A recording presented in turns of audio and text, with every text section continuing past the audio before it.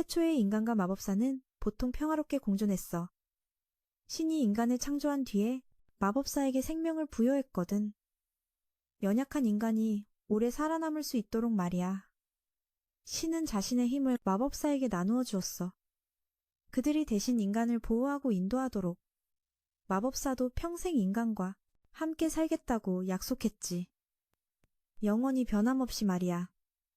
그런데 오늘날에 이르러 인간이 점점 힘을 얻고 교활해지면서 배신을 시작했어. 세상을 자기 것으로 만들려 하고 마법사를 사냥하며 그들을 교수형에 처해 조롱하고 비난했지. 마법사의 고통을 자신의 쾌락으로 삼으면서 인간 도시 근처 땅에서 클로에와 아도니스 두 스승과 제자가 인간의 추격을 피해 도망치고 있어. 클로에는 고위 마법사로 사냥에서 살아남은 몇 안 되는 마법사 중 하나야. 아도니스는 인간 제자로 어릴 때부터 구출되어 키워졌지. 이 땅이 너무 더워서 아도니스는 점점 불편해하며 소리쳤어. 스승님, 얼음 마법으로 좀 시켜줘요. 하지만 클로에는 지금은 위치 추적하느라 바빠서 그런 거 할 시간이 없어. 네가 좀 참아야 해, 꼬마야. 너무 요구가 많아 라고 했지. 위치 추적 같은 건 스마트폰 구글 맵으로 1분이면 끝나는 일인데 고대 마법사인 클로에는 인간의 스마트폰 발전을 모르나 봐. 됐어. 질투할 필요 없어. 나중에 시간 나면 네가 재미로 다른 걸 만들어줘야겠다. 클로에가 점점 화를 내자 아도니스는 계속 말했어. 네가 말이 없으니까 내가 더 말이 많아지는 거야? 바로 클로에가 그를 때렸지. 조심 안 하면 선배한테 건방지게 굴다 혼난다니까. 갑자기 아도니스는 왜 인간과 마법사가 공존하지 못하고 숨을 수밖에 없는지 궁금해졌어. 이기는 자가 왕이고 지는 자가 적이야. 인간이 이겼으니 결정권은 인간에게 있어. 그만 쉬어. 클로에가 말했어. 정신 차리고 어두워지기 전에 출발하자. 마법사가 평화롭게 살려면 자신들을 받아들이는 나라를 찾아야 해. 특히 국경을 넘을 때는 입 다물고 쓸데없는 말 하지 말라고 그녀가 당부했어. 아도니스는 왜 클로에는 아직도 낙관적이고 인간을 용서하는지 이해하지 못했어. 반면 자신은 같은 동료임에도 배신한 자들을 마법으로 없애고 싶었거든. 출발도 못했는데 갑자기 제국의 강력한 군대가 와서 클로에를 제거하려 했어. 그녀는 재빨리 그를 막으며 뒤로 물러나 내가 싸울게라고 했지. 혼자서 전장에 나서 얼음마법 바흐 은장대수를 써서 한 방에 적들을 무찔렀어. 공격적인 군대가 성으로 몰려들었고 부하가 상황이 안 좋다고 보고했어. 황제 리디아기가 그 군대를 보냈지만 그는 진행 상황에는 관심 없고 결과만 중요했어. 클로에를 데려오지 못하면 그들이 교수형을 당할 거라고 했지. 반대편에서 클로에가 한 방에 적을 쓰러뜨리는 걸 보고 아도니스는 분노를 터뜨리며 그녀에게 왜 자신을 막았냐고 물었어. 이런 애들쯤은 내가 마법으로 쉽게 이길 수 있는데 클로에는 이유를 말하며 내 마법은 아직 미숙해서 더 단련이 필요해 라고 했어. 아도니스는 그 말을 부정하며 자신의 힘을 상징하는 검을 뽑았어. 그는 자신이 인간임을 적들도 알고 있지. 그녀는 그가 동료를 죽이는 걸 원치 않았을 뿐이야. 하지만 그는 무자비한 자들을 모두 없애고 싶었어. 자신이 그녀를 지키지 못하는 걸 견딜 수 없었거든. 아도니스가 스승에게 감정을 드러내려 할 때 그녀가 갑자기 달려와 그를 꼭 안았어. 네, 걱정 고마워. 그때 군마에 숨겨둔 전화기가 위치 신호를 보내며 주변이 갑자기 빛나기 시작했어. 클로에는 과학이 발전해 마법사도 할 수 없는 순간이동을 스승님께 감정을 드러내자 그녀는 갑자기 달려와 그를 꼭 안았다. 네가 걱정해줘서 고마워. 바로 그때 군대의 전투마에 숨겨진 휴대전화가 위치 신호를 발신했다. 갑자기 두 사람 주변이 이상하게 빛나기 시작했고 결국 클로에는 과학이 발전해 마법사도 감당 못하는 순간이동을 실현한 게 아닐까 깨달았다. 그때 높은 단상 위에서 지희라는 자가 긴 연설을 하며 마법사에 대한 증오심을 부추기고 있었다. 옛날부터 인간은 살아남기 위해 마법사에게 의존하며 굴욕을 감수해왔다고 가장 비참한 방법으로 그들에게 빌었다고 했다. 마법은 인간의 손이 닿지 않는 영역에 있었지만 지금은 시대가 변했다. 수많은 열기구가 하늘을 날고 강철 같은 도시가 폭풍에도 굳건히 버티며 기차들이 운행되고 있다. 아름다운 서비스가 리디아 왕국의 음탕하고 비열한 신사들을 위해 제공되고 있었다. 그리고 특히 인간의 크리스탈이라 불리는 스마트폰. 이것이 바로 과학혁명의 폭발이야. 이는 천재의 두뇌 덕분에 인간이 마법사의 힘 없이도 전혀 뒤처지지 않는다는 증거야. 그래서 그는 동포들에게 일어나 마법사를 멸망시키고 인간이 지배하는 세계 질서를 다시 세우자고 외쳤어. 그 순간 클로에와 아도니스는 이 나라 모든 사람들 앞에 바로 소환되었고 그가 마법사 박멸의 주모자임을 알게 된 그는 분노하며 그녀에게 빨리 도망치라고 외쳤어. 그리고 그는 마법으로 그 노인을 죽이려 달려들었지만 아직 노인의 털한올도 닿기 전에 군인들에게 막혔어. 클로에는 분노하여 다시 한번 얼음 마법으로 공격하며 노인을 위협해 자신을 풀라고 했지만 이번엔 그녀의 얼음 마법이 쉽게 산산조각 나버려 크게 당황했어. 알고 보니 그 여우 같은 자는 이미 계획을 세워 과학의 힘을 이용해 지하에 장치를 설치해 얼음을 녹였고 그녀가 함정에 빠지길 기다리고 있었던 거야. 그가 그녀 앞에 다가와 인간이 이제부터 마법사로부터 세상을 넘겨받을 거라고 선언한 뒤 그녀의 옷을 찢어 모두 앞에서 벌거벗게 만들고 마법을 못 쓰는 마법사는 무용지물인 여자에 불과하다고 모욕했어. 시민들은 그 수치스러운 마법사의 모습을 휴대폰으로 찍으며 서로 경쟁했지. 그 개자식이 그녀를 모욕하는 걸 본 아도니스는 분노가 극에 달했지만 힘이 부족해 도망칠 수도 없었어.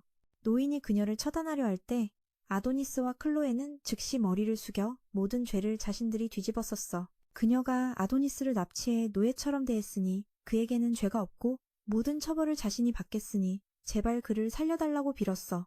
아도니스는 마치 죽은 듯 멍해졌고 눈물이 무력함과 고통 속에 흘러내렸어. 결국 차가운 총구가 클로에의 머리에 겨눠지자 그녀는 아도니스를 향해 돌아서며 지난 아름다운 시간을 고마워했어. 두 사람의 첫 만남 장면이 떠오르고 언니 사랑해 라는 세 글자를 말하기도 전에 총성이 울렸어. 동전탄환이 그녀의 생명을 끊었고 이어서 수많은 총성이 벌거벗은 몸을 향해 쏟아졌어. 단호한 일격이 그녀의 몸을 반으로 가르고 두 황제가 그녀의 머리를 시민들 앞에 내걸었어. 이것은 인간이 마법사를 완전히 이겼다는 선언이었고 여기서 이야기는 공식적으로 시작돼. 10년 후 7구역 전쟁 수용소에서 여자 죄수들이 서로 음식 쟁탈전을 벌이고 있었어. 갑자기 죄수 다카가 자신의 음식을 두 명의 싸움하는 자매에게 양보하자고 제안했어. 모두가 평화롭게 지낼 수 있다고 말이야. 하지만 그 두 명은 남의 빵을 주고도 고마워할 줄 모르고 배은망덕하게 참견 좀 그만해라며 욕했어. 친구 한나는 걱정하며 그 빵이 그날 유일한 식사인데 버틸 수 있겠냐고 물었어. 괜찮아. 내 몸은 소처럼 튼튼해. 한 끼쯤이야. 아무것도 아니야. 안나는 다카의 용기에 감탄했어. 다카처럼 용감한 아이는 평생 그런 일을 할 수 없을 거라며 안나는 울면서 걱정했어. 마법사를 없앴지만 전쟁은 여전히 곳곳에서 터지고 인간은 산업혁명으로 인해 스스로 전쟁을 일으켰어. 결국 인간은 불행과 고통만 받았고 행복한 날은 없었어. 다카는 친구 람니를 달래려고 귀여운 곰인형 2개를 꺼냈어. 그때 간수들이 들어와 218번 당장 나와 라고 외쳤어. 모두가 놀랐지. 왜냐하면 불려간 자들은 돌아오지 않았거든. 다카는 218번이 자기 친구 베페님을 알아챘지만 베펜의 초조한 표정을 보고 용감하게 자기 번호를 바꿨어. 그들은 그녀를 교도소장에게 데려갔고 그곳에서 처음부터 끝까지 그녀를 평가했어. 나이는 적당했고 교도소장은 그녀에게 빨리 옷을 벗으라고 하며 품질 검사를 하겠다고 했어. 그녀는 젊고 예쁜 죄수를 귀족들의 음탕한 욕망을 위해 데려다주는 사람이었어. 다카는 당연히 굴욕을 당하기 싫었고 저항하려 했지만 교도소장이 다가와 강제로 진행했어. 당연히 그녀는 모욕당하는 걸 참지 않았다. 그녀가 몸부림치려 하자 캠프장은 강제로 제압했다. 그녀의 사진을 찍어 본부로 보냈다. 이 녀석 분명히 높은 값을 받을 거야 라고 생각했다. 그 순간 그 여자가 기뻐하는 틈을 타 그녀는 손을 물어 휴대전화를 빼앗고 도망쳤다. 도망치면서 휴대전화를 열어 죄수들을 구하려 했지만 교묘한 그 여자가 음성인증을 설정해 그녀는 여러 번 시도해야 했다. 7749가지 음성을 시도해야 했고 그 끔찍한 음성들을 견뎌낸 끝에 마침내 감방문을 열 수 있었다. 그녀는 모두에게 빨리 일어나 함께 도망치자고 외쳤고 그로 인해 큰 혼란이 일어났다. 군인들은 여전히 맹렬히 추격했다. 다카는 너무 막막해져서 무모하게 특별 감방으로 뛰어들었다. 그녀는 그런 감방을 본 적이 없었다. 그들이 붙잡으려 할 때 그녀는 우연히 특수 철창문을 여는 버튼을 눌렀고 그 안에는 이집트 미라처럼 생긴 이상한 사람이 있었다. 그는 거칠게 포효한 뒤 몸에 묶인 모든 쇠사슬을 끊고 탈출했다. 경비병들은 아직 보고할지 망설이고 있었는데 그는 달려가 한 명을 넘어뜨리고 날카로운 단도우로 그를 처치했다. 두 번째 경비병은 그 끔찍한 광경을 보고 도망치려 했지만 이마 한가운데에 치명타를 맞고 즉사했다. 마지막 경비병은 총을 꺼내 그에게 몇 발 쏘려 했지만 그는 다시 가슴을 물어뜯으며 막아냈다. 그 비인간적인 사륙 장면을 목격한 다카는 충격과 두려움에 휩싸였다. 그가 총을 들고 다가오자 그녀는 진정해달라고 애원하려 했지만 입이 마르고 말이 나오지 않았다. 그녀는 눈을 크게 뜨고 그의 총구가 자신을 향하는 것을 바라보았다. 총성이 울렸고 그녀는 너무 두려워서 그 자리에서 기절했다. 살인마 같은 얼굴로 겁을 주냐고. 죄수들이 모두 쏟아져 나오면서 감옥 전체가 완전히 혼란에 빠졌다. 국가안전국 본부에서는 고위 간부 야마토 국장과 부국장 주키가 긴급 소식을 받고 수도 안전국 직원들을 소집했다. 모든 일을 신속히 처리하고 10년간 감금되어 있던 마법사의 유일한 후계자 아도니스대를 다시 붙잡으라는 명령이었다. 우리 아도니스가 돌아왔고 예전보다 훨씬 강해졌다. 5년간 동족의 지배 아래 살아남은 그는 그때도 클로에가 준 붓을 쥐고 있었다. 그는 총을 겨누고 마법 소환 기술을 사용해 엄청난 크기의 탄환을 쏘아 수 킬로미터 떨어진 고층 빌딩에 박았다. 그의 눈빛은 점점 더 차갑고 무서워졌다. 수도 감옥에 도착한 야마토는 자신의 힘으로 죄수들을 처리했지만 아도니스의 모습은 보이지 않았다. 빨리 상황을 상부에 보고하고 이 더러운 곳에서 떠나자. 잠깐, 떠나기 전에 무능한 교도소장부터 처리해야겠다. 무능한 자는 죽어도 싸지. 옥상에서 거대한 탄환을 바라보며 다카는 자신이 그를 막지 못한 것을 깊이 후회했다. 그때 뉴스가 전국에 퍼지기 시작했다. 아도니스가 거리에서 벌인 사건에 관한 소식이었다. 그는 끔찍한 계획을 생각하며 걸었다. 만약 클로에가 그의 인류 말살 계획을 알게 된다면 분명히 그를 꾸짖으며 그만두라고 할 것이다. 그 모욕은 10년이 지나도 마치 어제 일처럼 그에게 남아있었다. 그날 그녀가 겪은 고통을 그는 인류에게 반드시 갚게 할 것이다. 이어서 그는 거대한 갑옷을 입은 괴물을 소환해 도시 곳곳을 파괴하게 했다. 사람들이 경찰서에 신고했지만 담당자는 그들이 마약에 취한 것 아니냐며 무시했다. 그러다 갑자기 한 차량이 경찰서를 들이받았다.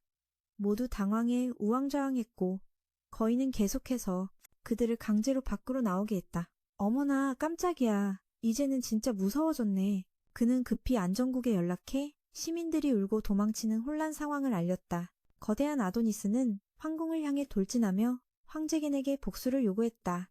왕실 병사들은 거인을 이웃나라가 보낸 로봇으로 오해했고 황궁 내부는 모두 긴장했다. 보안국은 이곳에서 벌어지는 참혹한 상황을 보고했다. 시민들은 울부짖으며 흩어져 도망치고 있었다. 거인 아도니스가 조종하는 그것이 왕궁을 향해 돌진하며 황제 지젠의 목숨을 노리고 있었다.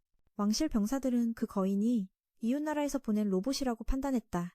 모두가 방어군이 대응하지 못할까 두려워했고 황제도 몸 상태가 좋지 않아 상황은 더욱 심각했다. 보안국장 야마토는 신속히 진영을 갖추고 공군 지원을 요청했다. 부족하면 기갑 보병도 투입할 계획이었다. 야마토는 이 로봇을 만든 사람을 칭찬하며 이렇게 크면서도 정밀하게 조종되는 게 놀랍다고 말했다. 부국장 주키는 정보를 받고 있었다. 소년과 붓이 사라졌다. 아마도 이것이 바로 소환 기법 마법으로 로봇을 조종하는 것 같다. 그렇다면 정말 다행이다. 야마토가 모두에게 마법을 무력화할 과학 장비를 빨리 가져오라고 명령했다. 전투는 클로이와 싸웠던 것처럼 하자.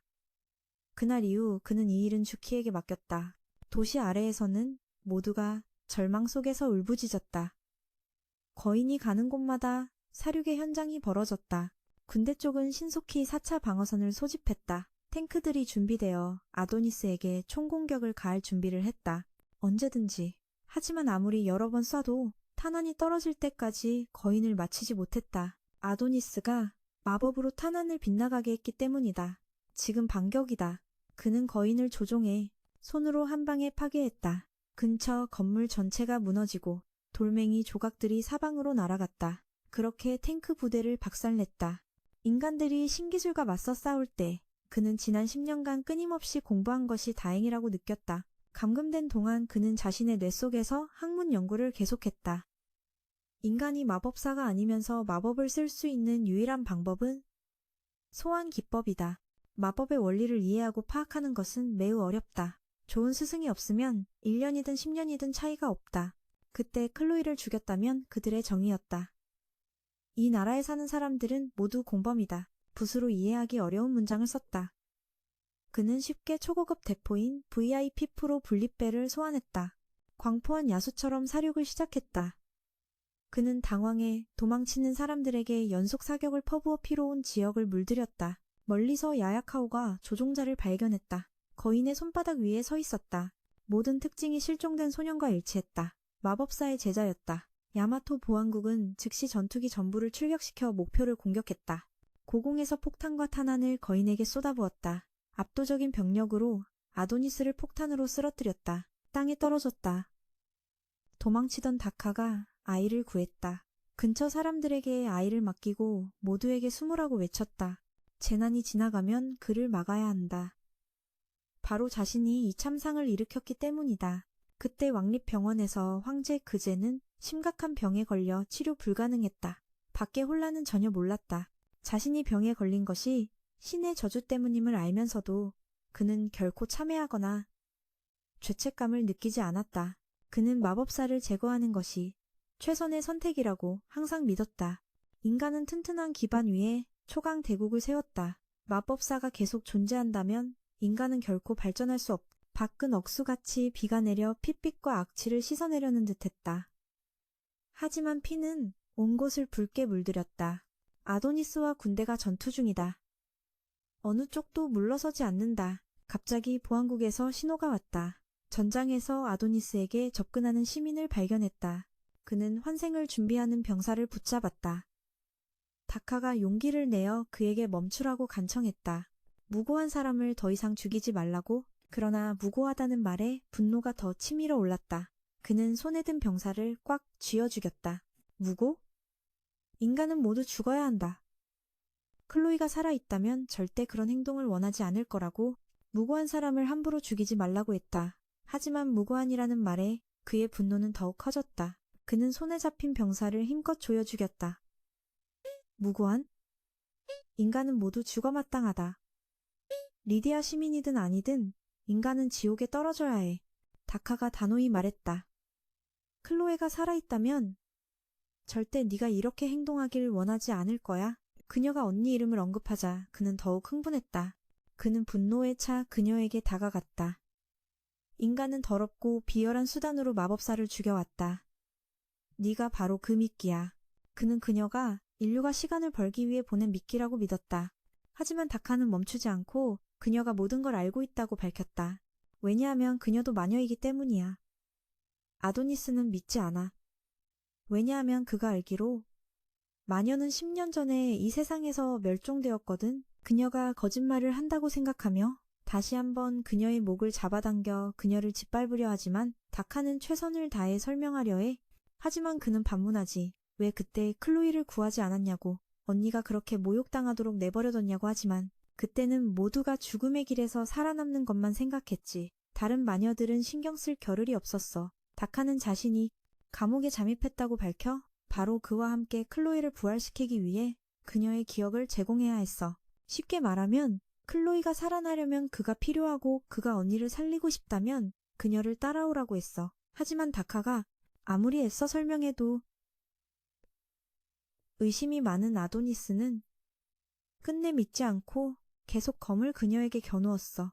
이제 도락도 방법이 없어. 그를 설득하지 못하면 그녀는 기꺼이 그거 말해서 죽을 거야. 지금 그녀의 만족스러운 미소를 보며 그는 무심코 그때 언니의 얼굴이 떠올랐어. 총성이 울리기 전 그는 차마 손을 내밀지 못하고 검을 떨어뜨린 채 무력하게 흐느껴 울며 다시 한번 다카에게 언니를 정말 부활시킬 수 있냐고 물었어. 군자는 한 번 말하면 반드시 지킨다. 나를 따라오면 언니를 다시 만날 수 있어. 하지만 그가 그녀와 함께 떠나려 할 때 갑자기 총성이 울렸어. 유유 고이 총알이 잔인하게 다카의 몸에 밝혔어. 그때 다카의 눈앞에 인간이 전쟁을 일으켜 마녀를 전멸시키던 장면이 떠올랐어. 그때도 지금처럼 주변은 불길에 휩싸이고 울부짖음이 가득했어. 갑자기 미아 언니가 뒤에서 그녀를 안으며 다행히 무사해서 정말 다행이라고 했어. 다카는 벌어진 현실을 믿을 수 없다는 듯 울부짖으며 미아 언니에게 왜 인간들이 그런 짓을 하냐고 물었어. 인간과 마녀는 친구였는데 함께 살아가고 병을 고쳐주었는데 왜 지금은 이런 참사가 벌어졌냐고? 미아 언니도 이유를 알지 못했어. 다카가 마법으로 그들을 막으려 하자 언니는 헛수고라고 말했어. 그 기계가 마력을 억제해 마녀가 힘을 쓸 수 없게 만들었대. 언니는 도락에게 빨리 도망가라고 조언했어. 오펠리아님의 저택에 가면 답을 찾을 수 있을 거라고. 한참 설득한 끝에 다카는 그곳을 떠났지만 막 군인들 곁을 벗어나자마자 미아 언니가 보였어. 익숙한 총성이 또 울렸고 그녀가 가장 사랑하는 사람이 떠났어. 바로 그때 다카는 총에 맞은 후 정신이 번쩍 들었어. 힘겹게 몇 마디 사과를 했지만 곧이어 수많은 총성이 울렸어. 아도니스는 빠르게 움직여 총알을 모두 피했지만 다카의 몸은 구멍투성이 벌집처럼 되었어. 총알 구멍이 수없이 뚫렸어. 지금 군인들이 두 사람을 포위하고 10년 전 남긴 재앙을 끝내려 하고 있어. 그는 일어나 붓으로 익숙한 글자를 그려 단단한 결계를 만들었어. 칼과 창도 뚫지 못하고 총알도 통과할 수 없었어. 바보 같은 인간들이 아무리 총을 쏴도 그의 결계가 모두 막아냈어. 이어서 그는 막대기로 막대기를 때리기 게임을 하듯 기법으로 총알을 역방향으로 돌려 군인들에게 쏘아 죽였어. 마지막 생존자가 그의 괴물 같은 힘을 보고 이미 오줌을 쌀 정도로 두려워했어. 그때 유유고가 고층 건물 옥상에 숨어 저격총으로 우리 성소를 노리고 있었어. 그녀가 조준하자 승리자의 표정으로 방아쇠를 당겼지만 총알은 아도니스가 시전한 마법에 막혔어. 아도니스는 마법으로 총알을 역전시켜 최대화해 유유고가 숨어있는 곳으로 날려보냈어. 엄청난 폭발음이 울렸고 보안국 고위 직원은 두 동강이 났어. 아도니스는 입으로 인간들이 마법에 맞설 수 있다고 생각하는 게 정말 어리석다고 꾸짖었어. 오늘 나는 하늘을 대신해 정의를 실현하고 인류에게 사형을 선고할 거야. 야마토는 이 광경을 보고 매우 분노했어. 지금 인류는 주키에게만 기대고 있어. 그는 계속해서 인간을 욕했다. 정말 어리석다. 마법에 맞서겠다고 생각하다니 오늘 나는 하늘을 대신해 인간을 심판하겠다. 야마토는 이 광경에 분노했다. 인류는 주키에게만 기대고 있었다. 주키가 포톤 마법 봉인기를 빨리 가져와야 상황이 나아질 수 있었다. 과학실에서 주키는 처음으로 포톤 소멸기를 보며 마법사와 싸우는 과학의 결정체에 감격했다. 하지만 아직 부하들이 있어서 너무 노골적으로 행동할 수 없었다. 그래도 자신이 도움이 될 수 있다는 생각에 작은 행복을 느꼈다. 야, 얘들아. 하지만 사람이 계획한 게 항상 맞는 건 아니야. 주키가 바로 기계를 가져가려 했는데 과학국장이 사만다가 막았어. 그녀가 무슨 뜻인지 모르겠어. 주키가 총을 꺼내 그녀에게 빨리 명확하게 설명하고 합당한 이유를 대라고 했어.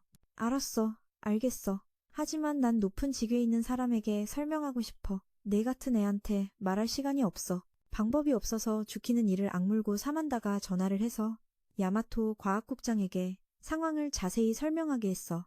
과학은 인류가 세상을 밝히는 방법이지만 아직도 인간이 발견하지 못한 게 많아. 예를 들어 마법 억제 기계에서 나오는 과학 입자 같은 거 말이야. 10년 전 마법사 사냥 전쟁에 참가한 많은 사람들이 세포기능 장애라는 병에 걸렸어.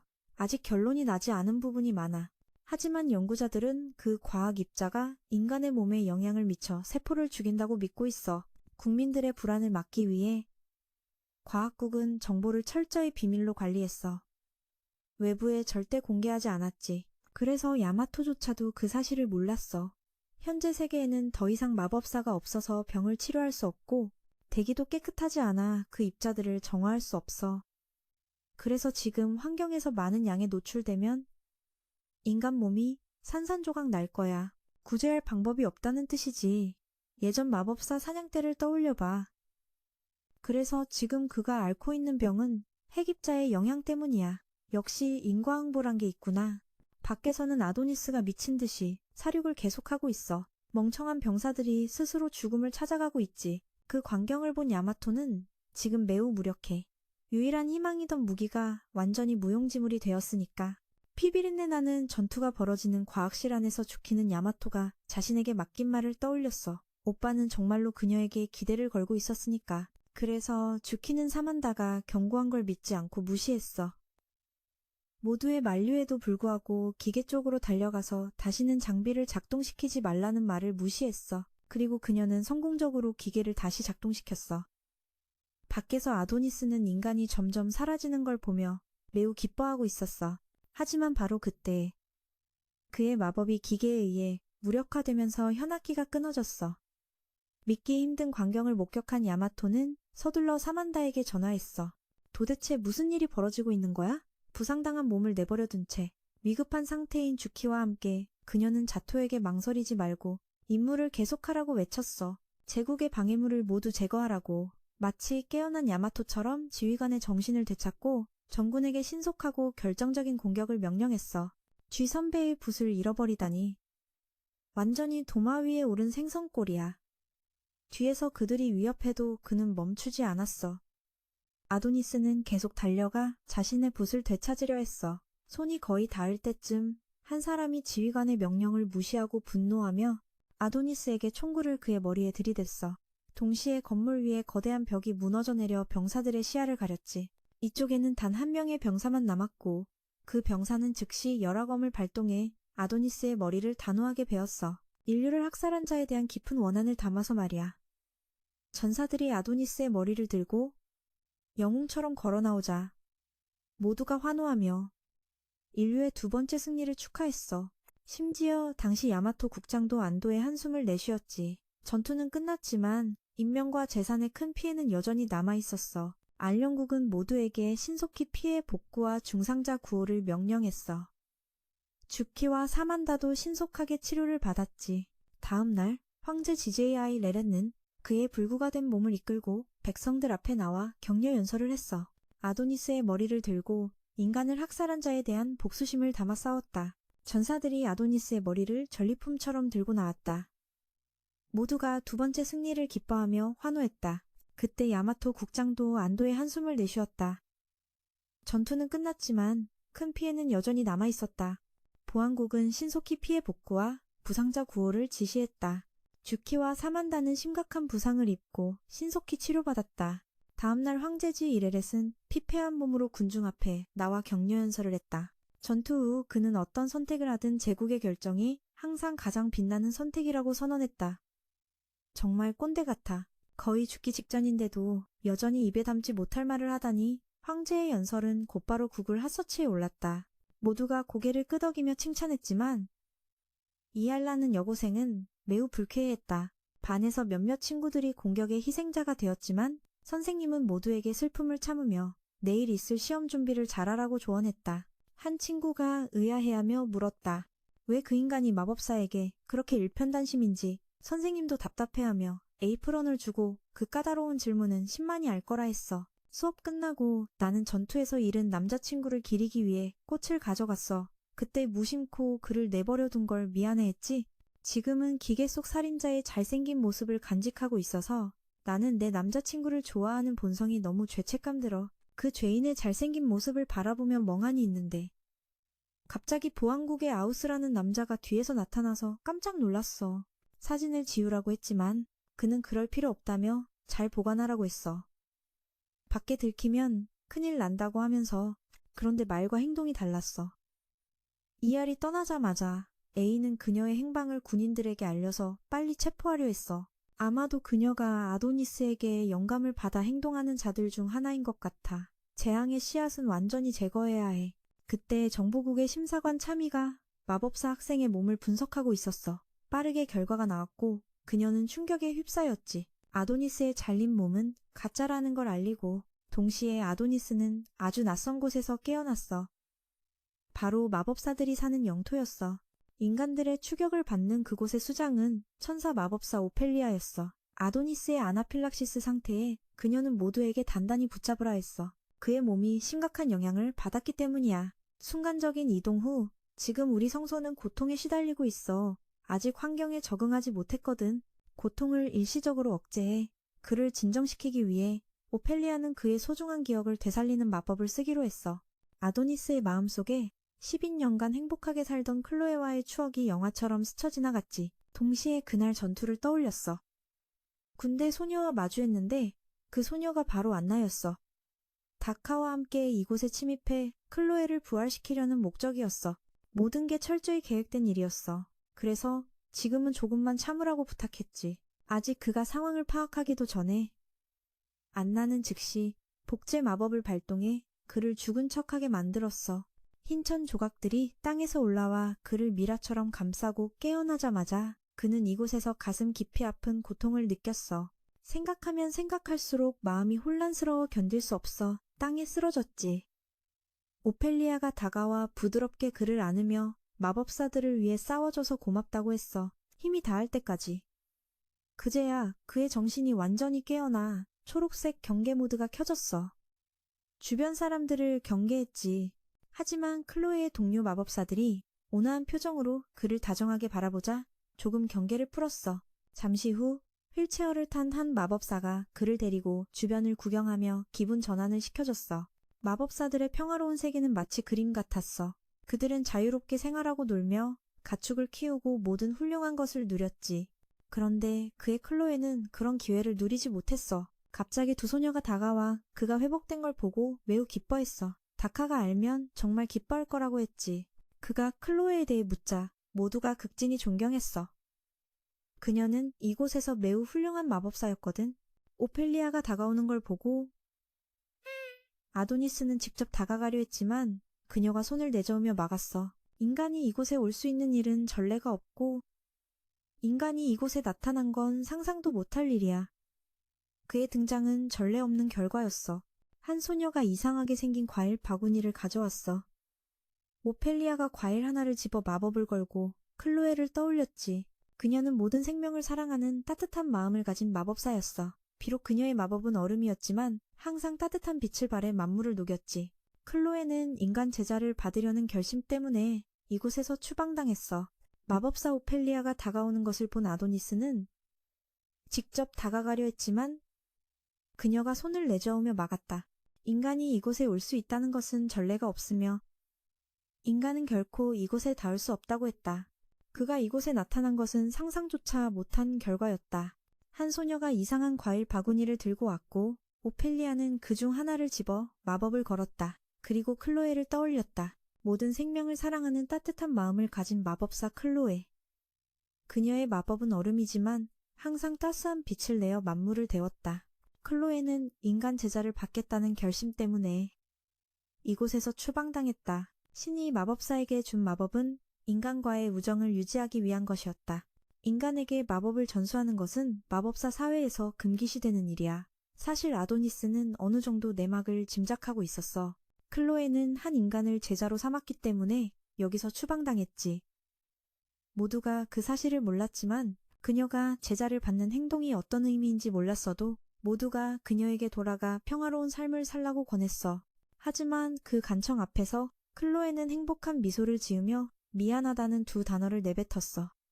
말이 끝나자 마법사는 붓을 만들어냈어. 클로에는 직접 그에게 주었고 주인을 기억하라는 뜻이었지. 아도니스는 몸이 약한데도 불구하고 빠르게 달려갔어.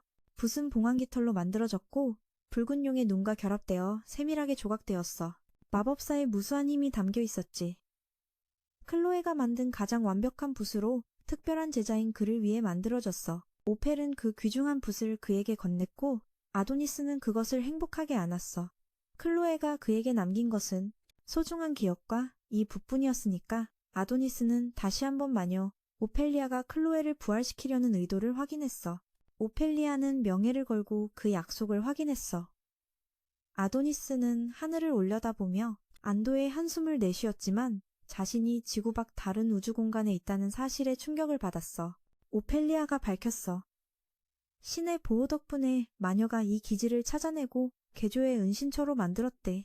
이름은 달의 정원, 눌, 아밀리아. 오펠리아는 우주복을 입고 그를 우주 밖으로 데리고 나갔어. 사시대의 우주복 덕분에 지구가 시야를 가려 인류는 이 기지를 발견하지 못했지. 그리고 그녀는 그에게 수천 개의 무덤을 보여줬어. 그곳에는 인간들에게 잔인하게 학살당한 수많은 마녀들이 묻혀 있었어. 그 끔찍한 사냥 사건에서 마녀에 대한 인간들의 도덕적 타락 이유는 모두 왕이 인류를 세뇌하기 위해 퍼뜨린 무의미한 거짓말뿐이었어. 마녀 묘지를 떠나 마녀를 생명나무 미토로 안내했어. 마녀는 단 하나의 성별만 가지고 있어서 연인이 있을 수 없대. 생명나무 덕분에 마녀는 새끼를 낳거나 부활할 수 있어. 현재 세계에는 이 미토나무만 남아있어. 인간들이 그것을 완전히 파괴했거든. 이 나무가 마녀를 부활시킬 수 있다는 말을 들은 아도니스는 희망의 빛을 보았어. 그의 눈은 나무 둥지에 있는 생명체에 우연히 닿았고 오펠리아에게 물었어. 저게 니클로에 맞냐고.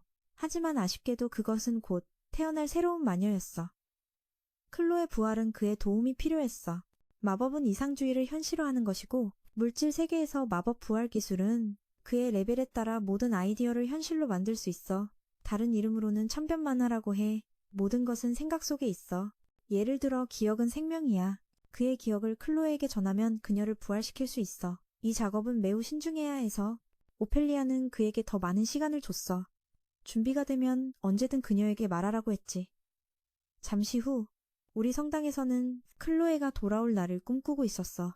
갑자기 안나라는 소녀가 죽은 척하는 마법으로 자신을 구하며 나타났어. 안나는 그 앞에 나타나 매우 사나운 태도를 보였어. 그가 아무 말도 하지 않자 점점 더 화가 나서 그를 제압하려 했어. 다카가 죽은 건 그 때문이라며 꾸짖었지. 하지만 클로에 말고는 아무도 신경 쓰지 않았어. 죽고 사는 건 상관없었어. 모든 계획은 너희가 짠 게 아니었냐고. 분노와 슬픔의 눈물이 흘렀어. 안나는 그의 무관심에 몹시 분노했어. 아마 그는 클로에가 살아나는 것만 신경 쓰고 마녀들이 목숨을 걸고 자신 같은 냉정한 자를 구한 건 신경 쓰지 않는 것 같았어. 구한다니 아도니스는 점점 우스워졌어. 바보인 척하지 말고 나를 바보로 보지 마. 너희의 잔혹한 계획은 인간보다 더 악랄해. 아도니스는 도락 덕분에 마녀들의 계획을 알게 됐어. 죽기 전에 그가 경고했거든. 마녀들은 클로에를 부활시키려 하지만 그녀를 이용하려는 거야. 그래서 다카는 클로에가 살아나면 그를 데리고 이 위험한 마녀 땅을 떠나길 바랐어. 그런데 왜 그를 구해야 하지? 그건 북과 부활 마법이 그의 손에 있기 때문 아니야? 마녀 영토는 천국 같지만 실은 인간을 가둔 감옥이야. 마법사들이 차가운 그를 구하기 위해 목숨을 바쳤다는 사실에 대해 아도니스는 들을수록 우스웠다. 바보처럼 굴지 말고 나를 바보로 보지 마라. 너희들의 잔혹한 계획 앞에서 나는 바보가 아니다. 아도니스는 도락 덕분에 마법사들의 계획을 알게 되었다. 죽기 전 도락이 경고했다. 마법사들은 클로에를 부활시켜 이용하려 한다고. 그래서 도락은 클로에가 살아나면 그녀를 데리고 이 위험한 마법사 땅을 떠나라고 부탁했다. 왜 나를 구해야 하지? 내 손에 있는 마법북과 소환술 때문이 아니냐? 마법사 영지는 천국처럼 보이지만 사실 인간을 가두는 감옥이다. 마법사들이 인간을 납치해 이곳으로 이동시키고 그들에게 소환술을 강요해 동료들과 싸우게 한다. 소환술을 발동시키는 유일한 도구는 클로에가 만든 유일무이한 붓뿐이다. 마법사들이 인류에게 복수하려면 다른 인력이 필요하다. 결국 너희 마법사들은 새보다 못하지만 모두 위선자일 뿐이다. 아도니스가 모든 추악한 진실을 폭로했다. 안나는 매우 당황해 말문이 막혔다. 하지만 두려움에 떨며 변명할 수 없었다. 그에게 마녀와의 협력을 다시 한번 생각해달라고 부탁했다. 다카의 희생을 헛되이 할 수 없으니까. 원래 아도니스는 클로에를 부활시킬 생각이었지만 부활 후 그녀가 협력 제안을 거절하면 그는 마녀들을 두 번째적으로 간주하는 것도 주저하지 않을 것이다. 다음 날 오펠리아와 다른 마녀들이 생명나무로 이동해 클로의 부활 의식을 시작했다. 아도니스의 도움으로 마법진이 활성화되고 그는 붓을 들고 익숙한 글자를 적어 부활의 주문을 걸었다. 소환서, 즉 기억 소환서가 발동되어 클로에에 관한 수많은 기억들이 떠올라 저장소에 쌓였다. 아도니스는 매일 밤 클로에와 함께 별을 바라보며 즐겁게 웃던 기억을 떠올렸다. 한 번은 그가 방을 치우면서 클로에의 어지러운 습관에 대해 불평하곤 했다. 그때 클로에는 옆방에서 목욕 중이었다. 그녀는 불만을 토로하며 그만 좀 해. 내가 예쁜 누나를 치우는 게 영광이야 라고 말했다.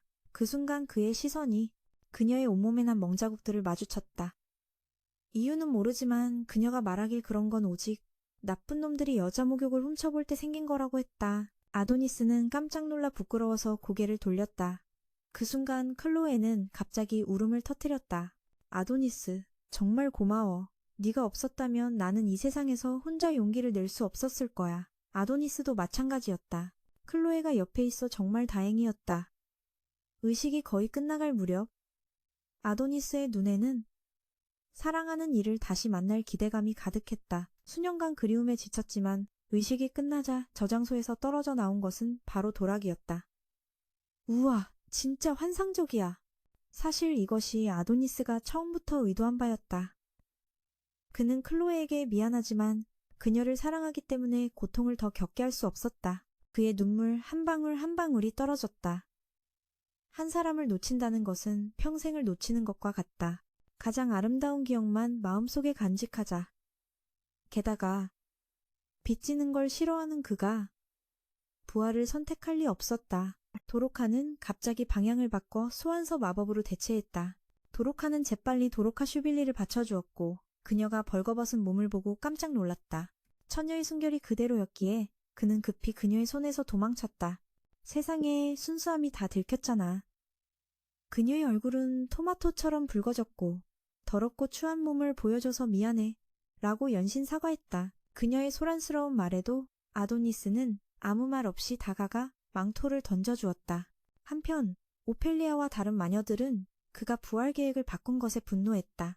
쓸모없는 마녀를 부활시키다니, 우리가 널 구해줬는데 배은망덕하다니, 정말 밥 먹고 도끼 등격이야. 스승을 버리다니 도리가 아니라고 오펠리아가 도로칸에게 모든 책임을 떠넘겼다. 도로칸이 무슨 마법에 걸렸냐며? 아도니스는 더 이상 참지 않고 소란스러운 마녀들에게 입 다물라고 명령했다. 그는 모든 일은 자신이 결정한 것이며 도로가와는 무관하다고 단호히 말했다. 그때 땅속에서 빛기둥이 솟아올랐고 아도니스는 자신이 무기한 감금된 자임을 밝혔다. 그는 인간을 사냥할 수 있는 유일한 존재라고 말하며 칩을 눌러 고대 나무 쪽으로 던졌다. 거대한 폭발이 일어나 불길이 나무를 감싸며 마녀의 생식과 부활 경로를 완전히 차단했다. 그때 갑옷을 입고 머리부터 발끝까지 완전히 가린 자가 나타났다. 시스템 점검 결과도 내부는 안정적이며 헬멧을 벗어도 괜찮다고 알렸다. 헬멧이 사라지자 마녀들은 놀라며 나타난 이는 야마토 보안국장이었다. 이어서 황실군대도 빠르게 나타났다. 아도니스의 칩 덕분에 이들이 이곳으로 순간 이동할 수 있었다. 황가 군대도 곧 아도니스의 칩 덕분에 이곳으로 이동했다. 갑자기 한 마법사가 나무에서 남부를 수중 마법으로 끄려했지만 군인의 검에 베어 죽었다. 그 검이 오늘 전투의 서막을 알렸다. 오늘 오펠리아는 분노하며 마법사 군대에게 강화 마법을 사용해 전투 준비를 명령했다. 야마토는 그가 붓으로 마법을 쓰려 하자 번개 같은 속도로 달려와 그의 손을 베었다.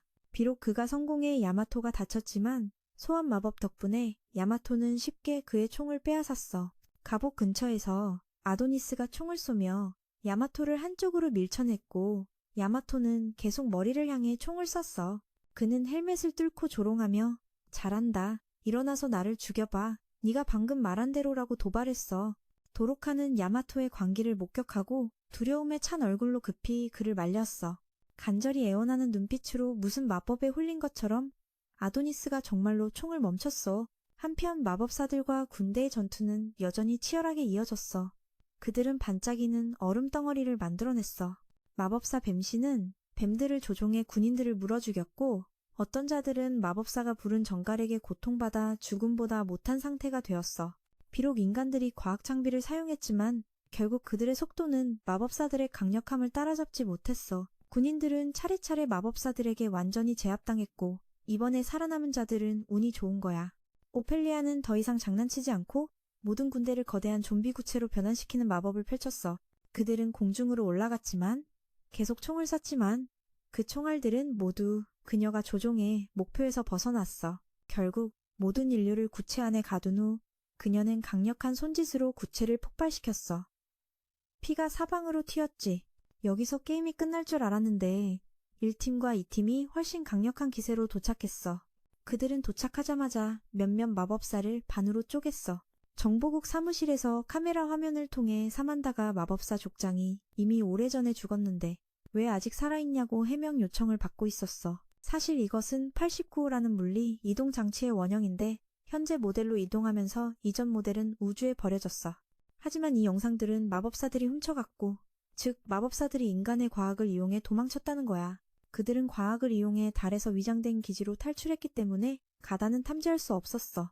정말 그런 거야. 사만다, 과학실에서 더 일찍 발견 못해 미안해. 연구팀의 실수에 정보국장은 매우 화가 났고 분노를 풀기 위해 모두를 해고하려 했어. 그때 정보국장 우사가 갑자기 나서서 그렇게 시끄럽게 할 필요 없어요 라며 중재했어. 장면 전환, 야마토가 주키의 생명유지 장치 앞에 서 있어. 주키는 어릴 적부터 그를 따라다닌 꼬리 같은 존재야. 정보국 소속 작은 요원도 그를 따라갔어. 주키는 그때 승진했지만 지금 겨우 14살인 그녀가 이 장치에 의존해 연명하고 있어. 모두 마법사의 제자 야마토 때문이야. 그는 주키를 반드시 지키겠다고 다짐했어. 야마토는 심각하게 다친 얼굴 가면을 벗고 힘겹게 일어났어. 주키는 아직 숨을 헐떡이며 그를 기다리고 있어. 그는 중도에 포기할 수 없어. 재빨리 가면을 벗고 달려가 맨의 입을 주먹으로 때렸어. 이어서 그는 필살기를 사용해 이 게임을 끝내려 했어. 그는 이 전투가 끝나면 주키와 함께 행복하게 살 수 있을 거라 믿었어. 바로 그때 야마토가 검을 뽑아 무수한 번개를 검 주변에 모으며 공격 준비를 했어. 회전하는 검으로 주변 마법사들의 몸을 베어냈고 오펠리아조차도 그 치명타를 피할 수 없었어. 아도니스는 신속하게 반응해 뒤로 넘어져 목숨은 건졌지만 도로크는 그만 공격을 피하지 못해 몸이 절단됐어. 하지만 그것은 그녀의 대역이었고 안나는 재빨리 그녀를 끌어냈어. 작은 아이가 그녀를 구했지만 자신은 피할 수 없었어. 그녀는 겨우 늘 나에게 잘해줘서 고마워. 사랑이라고 말했어. 도로카는 완전히 먼지가 되었고 전우들의 시체가 피바다에 널려 있었어.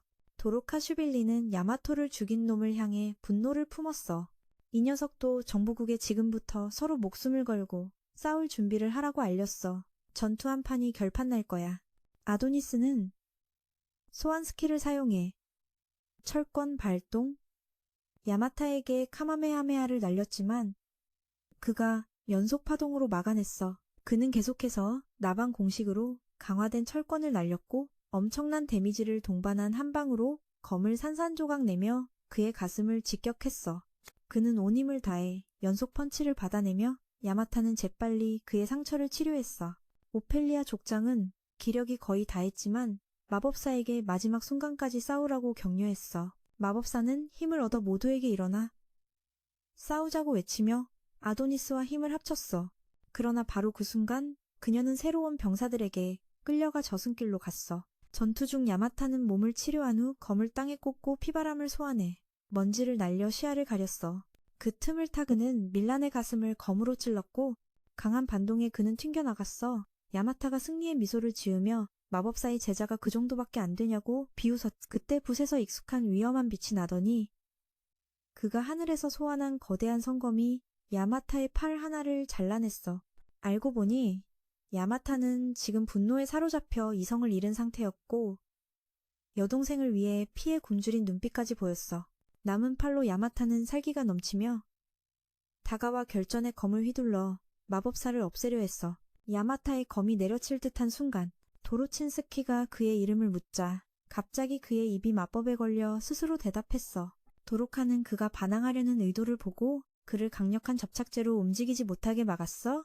손을 뻗는 건 꿈도 못 꾸고 그의 몸은 갑자기 돌처럼 굳었고 아도니스는 그녀에게 이 기회를 놓치지 말고 그를 죽이라고 재촉했어. 그런데 이 녀석 타오마이는 천진난만한 척하지만 진짜 멍청한 것 같아. 형제들아, 야마타를 죽이라는 너의 명령 대신 그녀는 그를 설득해 전쟁을 멈추고 이 세상에 평화를 돌려달라고 애썼어. 그가 마법사를 공격하지 않겠다고 약속하면 마법사도 그와 동료들의 무사 귀환을 약속했어.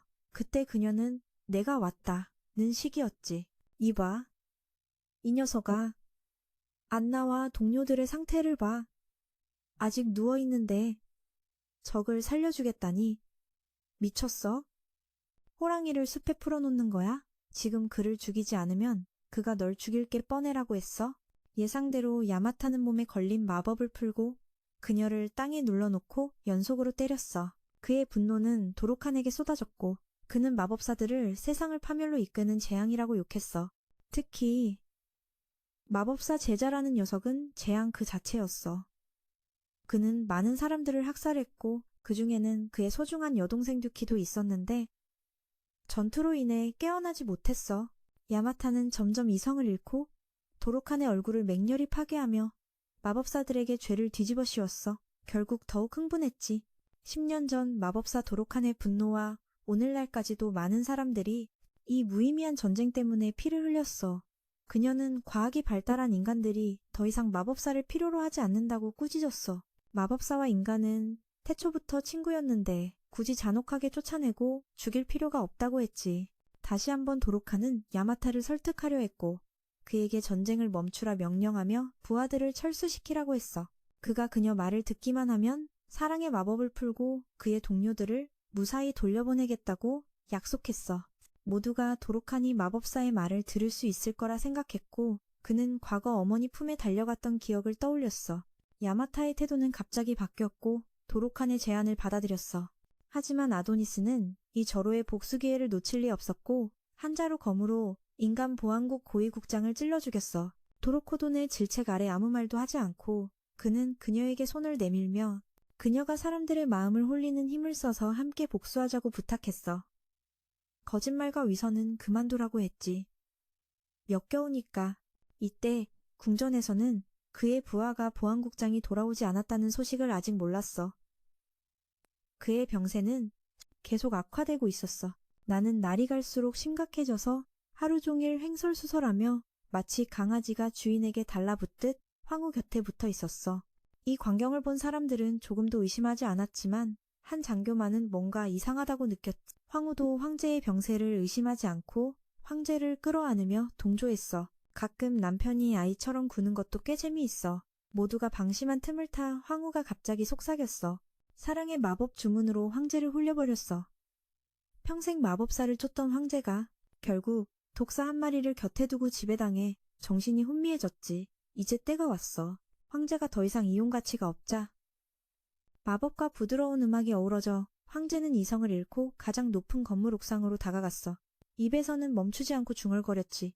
내가 너를 위해 사랑을 쌓고 너를 위해 성을 지을 거야. 근위병이 필사적으로 말렸지만 그는 계속 올라가며 자신이 가장 뛰어난 황제라고 선언했어. 그는 과학 발전을 촉진해 제국을 딜리아를 가장 강한 나라로 만들고 모든 마법사를 멸망시키려 했지. 이것이 바로 황후가 원했던 바였어. 그는 황후가 원하기 때문에 모든 걸 했어. 이 자식이 거짓말만 늘어놓으니 황후는 조바심이 났어. 계속해서 그를 조종하며 빨리 죽으라고 재촉했지. 결국 황후의 바람대로 여자란 고통일 뿐이야. 그는 가장 높은 건물 옥상에서 몸을 던져 다른 건물의 피레침에 꽂혀 죽었어. 눈도 감지 못한 채. 근위병은 황후가 마법사임을 발견하고 보안국에 알리려 했지만 황후가 허락하지 않았어. 그녀는 사랑의 마법, 주문 파트이를 발동해 현장에 있던 모든 사람의 심리를 조종했지. 그때 귀여운 별명 치즈스틱 토끼라는 부하가 다가와 황후를 축하했어. 이제 그녀는 천하의 패자가 되었어. 황후는 후궁에 숨어 동족 학살 계획을 실행했어. 그녀는 남자만 홀릴 수 있는 사랑의 마법 때문에 동성애를 거부했어. 마법사 종족에게 그녀는 가장 큰 위협이었고 반드시 제거해야 했지. 하지만 그녀가 이 모든 걸 한 건 세계의 패자가 되려는 게 아니야. 그녀가 원하는 건 단 하나야. 만약 이번에도 내 머리가 가짜라면 치즈스틱 토끼 너도 결과를 알 거야. 착한 토끼야. 착한 토끼가 고개를 끄덕이며 황후에게 걱정 말라고 했어. 이번 임무는 100% 성공할 거라고. 죽여버려. 그 이름 황후도 지겨워. 이제부터 내 소녀 시절 이름 회정도롯이라고 불러. 도롯은 우주를 넘나드는 위선적인 마법사야. 그녀는 오래전에 그 버릇을 버렸어. 도롯이 이 세계의 온 목적은 아도니스 때문이야. 멘도로스의 제안을 단호히 거절했지. 그 잔인한 제안을 말이야. 하지만 복수의 의지는 여전히 남아있어. 그녀가 없어도 그는 혼자서 쉽게 실행할 수 있어. 즉시 남은 병사들에게 달려가 소환술로 글자들을 만들어 그들을 둘러쌌어. 그들을 끝장내려 준비했. 반대편에서 도로가 필사적으로 소리쳤지만 그의 살기 어린 의지는 점점 더 강해졌어. 도룩, 원치 않았지만 아마도 그녀는 그에게 사랑의 마법을 걸 수밖에 없었을 거야. 죽고 싶으면 한 번 더 해봐라고 말했어. 그러면 누가 감히 날 함부로 하겠어. 형도록은 무력하게. 마지막 병사들을 죽이고 나서 그는 야마토 목소리를 흉내내어 보안국에 연락했어. 야마토 가면 뒤에서 그는 모든 마법사가 완전히 제거되었다고 확신했지만 대신 자기 편 병사들은 자신만 남았어. 라마토, 그는 살아남았어. 지금 그는 마법사 제자의 머리를 들고 지구로 이동할 준비를 하고 있어서 모두의 도움이 필요해. 오펠리아는 그의 즉흥 연기를 보고 모든 걸 이해했어. 단지 지구로 돌아가 마법의 땅에서 벗어나고 싶었을 뿐이야. 아도니스는 이곳의 모든 마법사를 희생시키는 걸 주저하지 않았어. 그녀는 늑대를 집으로 들인 사람이야. 지금 후회해도 늦었어. 인과응보는 반드시 돌아오는 법이지. 이제 신이 그를 벌할 차례야. 그 잔인한 꼬마야. 이쪽은 도로칸이지만 그의 동급생인 기코와 함께라면 가든 말든 반드시 가야 해. 두 사람은 잔혹하고 무자비한 도로칸 아래서도 아도니스와 기코는 어쩔 수 없이 떠나야 했다. 두 사람은 소환진 안에 서서 빛이 내려와 지구로 돌아갔다. 동시에 보안국에서는 날카로운 감각으로 산소통을 쓰며 생명을 유지하는 사만다가 바로 그가 야마토로 변장한 아도니스임을 알아챘다. 이 방 전체는 차가운 총구들로 가득했고 그들은 그가 도착하자마자 야마토를 위해 복수의 총탄을 쏘려 했다. 단 3초 카운트다운만 남은 순간 목표가 착지하자 사만다가 움직였다. 무정하게 그가 도착하기만을 기다리며 즉시 야마토를 위해 복수의 총탄을 퍼부으려 해. 카운트다운 3초만 남았을 때 목표가 착지하자 사만다는 전 병사들에게 즉시 연속 사격 명령을 내렸고 모두 그의 지휘 아래 전력을 다해 총을 쏘았어. 멈췄을 때 모두 깜짝 놀랐지. 지금까지 누가 땅에 착지했냐고. 상대편 담당자는 순간 명령이 추가된 것 같다고 발견했어. 순간 이동 중에 명령이 추가되어 목표가 다른 좌표에 착지했어. 사만다의 몸은 거의 기운이 다 빠져 있었는데 아도니스가 한 방 먹이자 즉시 심한 충격으로 현장에서 피를 토했어. VIP 10K 슬리퍼를 신고 있었기 때문이지. 사만다는 순간 이동 중에 야마토 목소리를 흉내내며 좌표를 성공적으로 바꿔 두 사람을 구했어. 지금 광활한 사막 한가운데서 정확한 위치를 알 수 없지만 반짝이는 별빛을 보며 그는 두 사람이 지구로 무사히 돌아왔음을 알았어. 곧 아도니스는 딜리아 국가의 마을을 총공격하려 해. 그는 그녀에게 무기를 빨리 준비하고 전투 준비를 하라고 했어. 언제든 전투할 준비가 되어야 한다고. 하지만 이건 도로칸의 일이 아니니 그를 그곳으로 데려가 달라고 했지. 모두가 즉시 그 아이를 멍청하다고 꾸짖었어. 그 황폐한 공간에서는 아무도 살 수 없다고. 그랬더니 그녀가 뭐가 어때서? 그곳은 그녀의 고향이라 죽어도 조상님들을 만나러 가고 싶다고 했어. 그 아이가 정신 차리도록 아도니스는 소환 마법으로 기억을 불러내며 그녀에게 야마토와의 협상 장면을 상기시켰어. 진실은 너무 명확했지. 인간은 절대 마법사와 화해하지 않을 거라고. 그녀는 그 순수한 생각을 버려야 한다고. 제발 그 빌어먹을 생각을 버리고 자신을 세상의 웃음거리로 만들지 말라고 했어. 사실 예전에는 도로칸이 인간과 마법사를 잇는 다리가 될 수 있었지만 결국 희망이 많을수록 절망도 컸어. 서로 쟁탈하다가 결국 억울한 생명만 낭비됐지. 하지만 도로칸은 자신이 마법사를 이용해 지구로 돌아온 걸 인정하며 마법사의 뼈를 밟고도 태어날 수 있었어. 도로칸, 더 이상 원한에 빠지지 마. 네가 인간성을 잃고 무자비한 사륙의 길에 빠지면 그건 잔혹한 인간들과 다를 바 없잖아. 그의 눈에 갑자기 별빛이 반짝였어. 그녀의 진심 어린 충고를 듣고 이제야 복수가 클로에를 이 세상에 존재하게 하기 위한 것임을 인정했지. 지금 멈추면 클로에도 완전히 사라질 거라고. 도로카 슈빌리, 네가 너무 원한에 사로잡혀 이성을 잃었지만 진짜 너의 본성은 아직 완전히 사라지지 않았어. 마침 그때 폐기물 평원의 리더 PCH와 두 동료가 한밤중 사막을 여행하다가 젊은 연인이 서로 사랑을 나누는 모습을 발견했어. 두 동료는 장난삼아 총을 쏘며 위협하려 했지만 펀치가 그들에게 무모한 행동을 하지 말라고 명령했어. 다음날 아침 그는 낯선 곳에서 깨어났고 상처는 모두 정성껏 붕대로 감겨 있었어. 어젯밤을 떠올리자 한 무리의 사람들이 둘을 에워쌌고 도로친스키 형제는 딜리아의 통제 밖에 있어. 잠시 안전할 거야. 그런데 잠깐 같이 있던 분홍 머리 소녀는 어땠지? 펀치는 그가 말하는 소녀를 알아보고 칭찬했어. 그녀는 예쁘고 밤새 아이를 잘 돌봤다고. 그는 이 노인이 지루하게 떠드는 걸 참을 수 없어 살인자 눈빛으로 다시 물었지. 그 소녀가 어디 있냐고. 아직 말 안 했어. 농담이야. 빨리 따라와. 밖으로 나가자고 했어. 그는 폐기물 평원 TH가 사실 사막 한가운데 있는 배임을 발견했어. 더 조사하기 전 갑자기 도로칸의 비명이 들렸고 키 크고 까무잡잡한 남자들이 그녀를 에워싸고 있었어. 펀치 말로는 이곳 여자들은 드물고 젊은 여자가 오는 경우가 거의 없대. 그들은 그녀의 애절한 신음소리를 무시할 수 없었어. 아도니스는 즉시 뛰어내려 도로칸에게 달려갔어. 사막 한가운데 있는 배를 더 깊이 조사하기 전 갑자기 도로칸의 비명이 들렸고 키 크고 검은 남자들이 그녀를 에워쌌다. 펀치에 따르면 이곳은 여자들이 드물게 오는 곳이라 그들은 그녀의 애처로운 신음을 무시할 수 없었다. 아도니스는 즉시 뛰어내려 도로칸 쪽으로 빠르게 달려갔다.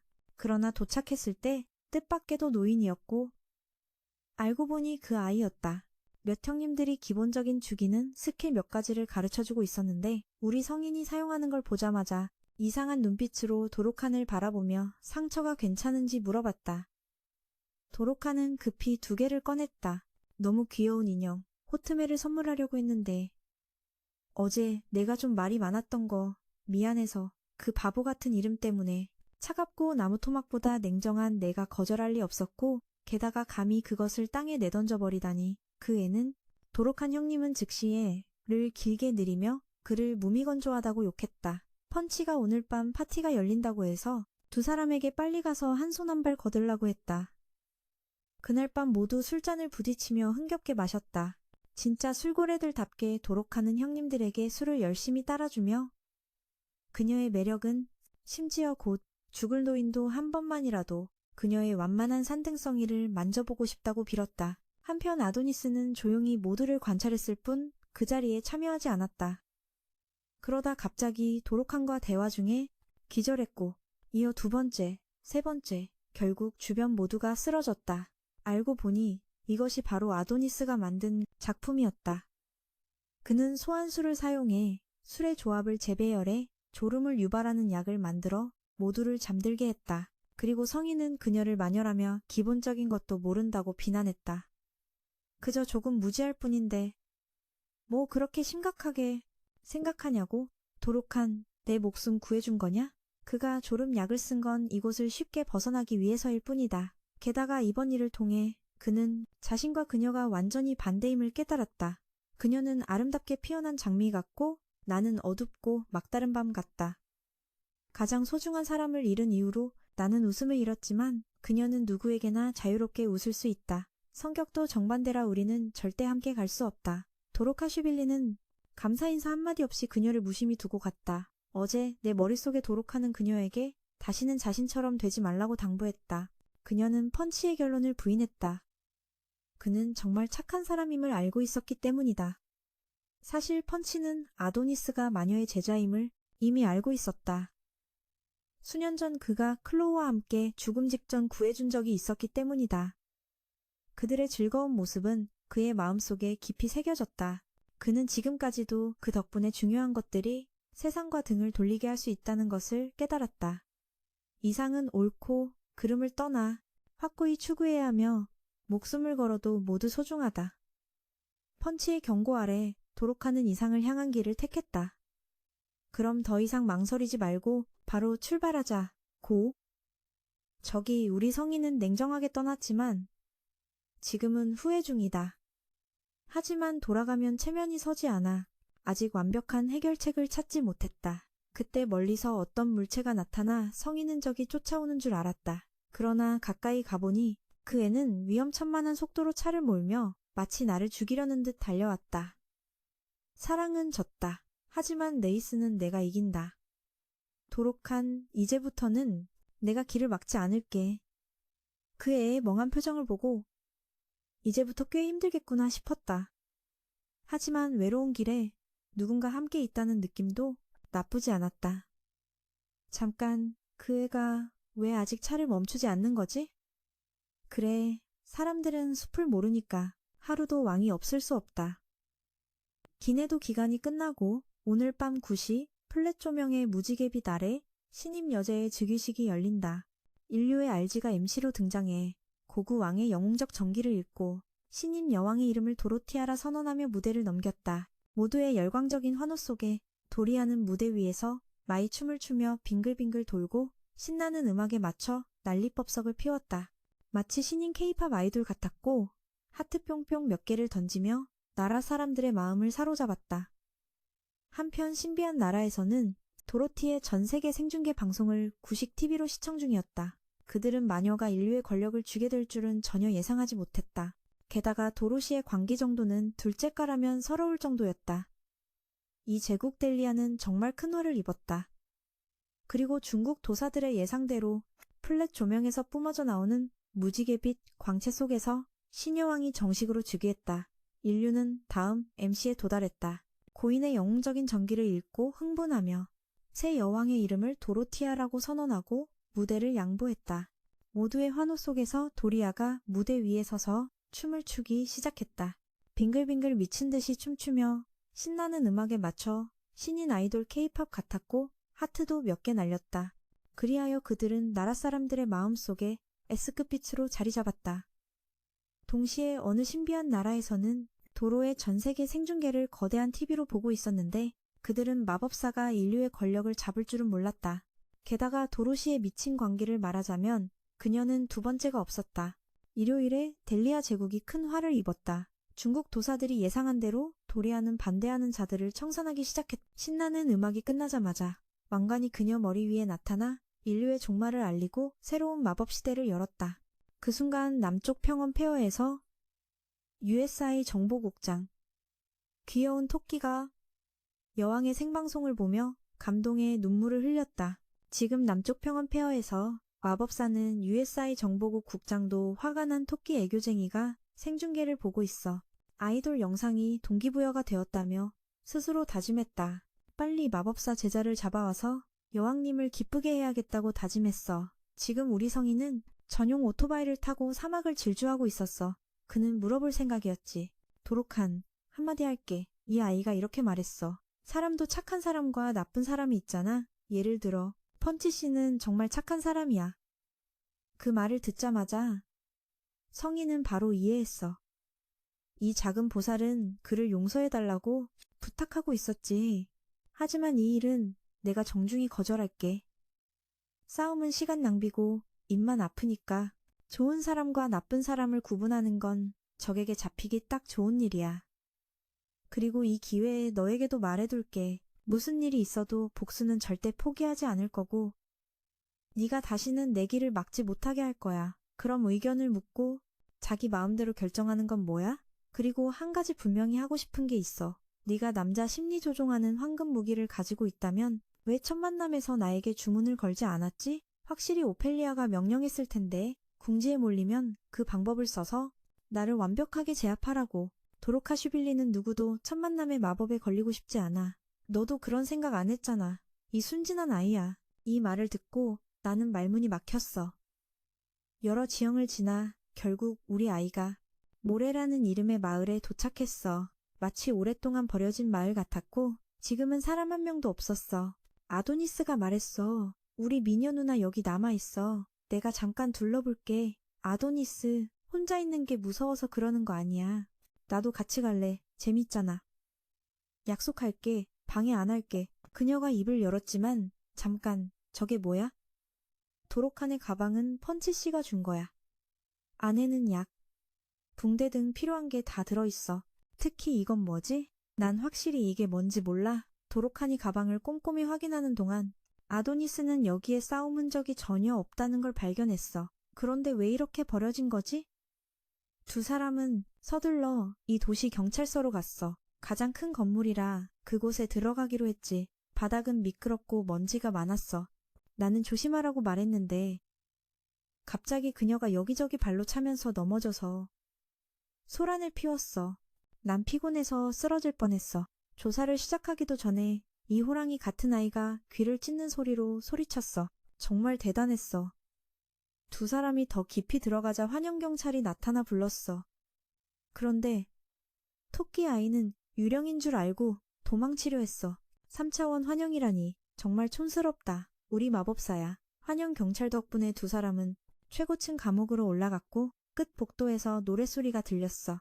조심스레 다가가 보니 머리 헝클어진 초보 가수 아저씨가 즐겁게 기타를 치고 있었어. 안녕, HSLUI. 두 사람이 조용히 인사했지만 그는 신경도 안 썼어. 결국 도로칸이 크게 소리쳐서 그를 깜짝 놀라게 했어. 이 도시에선 오래전부터 유령 따위 없었거든. 갑자기 아도니스가 이불 밑 반짝이는 걸 발견했지만 그는 재빨리 숨겼어. 아도니스는 직접 물었어. 왜 여기서 떠나지 않는지. 뭐랄까? 나는 죄수라서. 아도니스는 뭔가 깨달은 듯 했지만 그가 숨기려 해서 더 묻지 않았어. 곧 그는 멍청한 척하며 이상한 말을 했고 결국 동쪽 70km 떨어진 다른 마을로 가는 길을 알려줬어. 도록한 마음속 깊이 숨겨진 감정이었지만 그를 굶주림과 갈증으로 죽게 내버려둘 순 없었어. 그때 그녀가 두 번째 방안을 제안했어. 그에게 조금의 식량을 나눠주자고. 방안 문은 원래 잠기지 않았어. 삼국지 보아도니스가 왜 여기서 떠나지 않는지 직접 물었다. 아마 그가 죄수라서 그런가 봐. 아도니스는 뭔가 깨달은 듯 했지만 그가 숨기려 하니 더 묻지 않았다. 곧 그는 바보처럼 행동하며 이해하기 힘든 말을 했고 결국 70km 동쪽에 있는 다른 마을로 가는 길을 알려줬다. 도록한의 피에 깊이 새겨진 마음이지만 그를 풀어줘야 한다. 굶주리고 목마른 상태에서 네가 신경 안 쓴 것 같아. 두 번째 방법으로 그에게 조금의 식량을 나누자고 제안했다. 방 안의 문은 원래 잠기지 않았다고 내가 상기시켜줬다. 그 노부부는 식량이 아니라 평화를 원했다.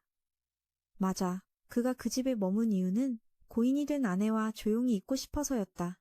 반짝이던 그건 바로 그들의 결혼 반지였다. 그때 감방 안에서 노인은 고인의 시신을 들었다. 사실 그의 아내는 마법사였고 인간들에게 처형당했다. 그날 이후 그는 아내를 지키지 못한 죄책감에 시달렸다. 결국 그는 여기 남기로 결심했다. 이 마지막 세월 동안 아내와 함께하기로 결심했어.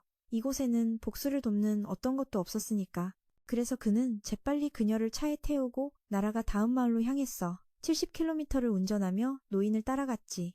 두 부부는 성공적으로 마무트 왕국에 도착했어. 인간 아도니스가 폭력으로 해결할까 두려워서 도록하는 가위바위보를 제안했어. 지는 사람이 상대방 말을 들어야 한다고. 두 사람이 마을 깊숙이 들어갔을 때 여기가 이전 마을처럼 황폐하고 폐허가 된 걸 발견했어. 바딘 사원 앞에서 도록하니 갑자기 차를 멈췄어. 지금 한 나체의 삶에 지친 여성이 그들의 차 앞을 막고 있었거든. 도록하는 그 여자에게 무슨 일이 생길까 걱정했어. 하지만 도록하는 그의 만류를 무시하고 그녀에게 망토를 씌워줬어. 그런데 그 여자의 목소리가 들리자 아도니스는 그녀가 인간이 아니라고 재빨리 피하라고 소리쳤어. 하지만 이미 늦었고 그녀가 고개를 들어 도록한을 바라봤어. 더 이상 망설일 필요 없어. 즐기기만 하면 돼. 바로 그녀가 덤벼들었지. 다행히 아도니스가 제때 총을 쐈어. 변신한 그녀가 고철덩어리가 되었는데 알고 보니 그건 인형이었어. 시골 마법사인 도록하는 이런 걸 몰라서 죄가 없지. 아도니스, 나 탓하지 마. 그때 옆 건물에서 인형 목소리 같은 소리가 쏟아졌어. 아도니스는 그녀에게 순순히 남아있으라고 명령했어. 쫓겨나고 싶지 않으면, 그리고 무슨 일이 생기면 자신의 방송기를 크게 틀어 외치라고 했지. 그 후 혼자 건물 안으로 들어갔어. 도록하는 순순히 밖에서 기다렸는데 우연히 주변을 둘러보다가 마네킹 더미가 자신을 뚫어지게 쳐다보는 걸 발견했어. 결국 아도니스와 함께 들어가는 게 인생 최고의 선택이라는 걸 깨닫고 조용히 따라갔지. 그리고 자신을 위로했어. 이 청년은 말이 좀 거칠지만 착한 사람이니까 분명히 자신을 이해해줄 거라고. 하지만 그가 잊은 게 있었어. 바로 며칠 전 냉정하게 버림받았던 기억. 생각만 해도 너무 무서워서 순간 얼어버렸지. 하지만 최고의 은폐 실력 덕분에 그는 아직 자신을 발견하지 못했어. 말을 마치자 아도니스가 반쯤 화가 난 채로 그녀 앞에 서서 도망치지 말라고 경고했어. 너 내 말을 무시한 거야? 라고 하자 그녀는 바로 도망쳤어. 꺼져! 라는 말에 도록하는 마치 시체 냄새가 나는 듯한 표정을 지었지. 두 사람이 문을 열고 들어갔을 때 끔찍한 광경이 눈앞에 펼쳐졌어. 세 개의 인형이 한 시체를 두드리고 있었거든. 이거 너무 변태 아니냐고? 아도니스는 총을 꺼내 이들을 끝내려 했지만 갑자기 인형에 새겨진 로고를 봤어. 바로 리디아 왕국에서 발행한 것이었지. 분노가 폭발하면서도 로봇들의 눈에는 기쁨과 고통이 뒤섞여 있었어. 그는 왜 이런 더러운 프로그램을 우리 몸에 심었냐고 원망했어.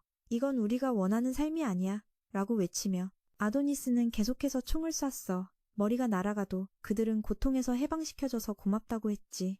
한편 수우국가의 5번과 6번 갑옷을 입은 이들은 오토바이보다 빠른 속도로 달리고 있었어. 그런데 갑자기 달리아 경비 초소가 길을 막았어. 두 사람은 어쩔 수 없이 그 벌레들을 처리하기로 했지. 총구를 겨누며 멈춰라고 외쳤어. 5번이 들고 있던 3개의 칼이 경비병들의 가슴을 꿰뚫었고 뒤에 있던 자들도 모두 처치했어.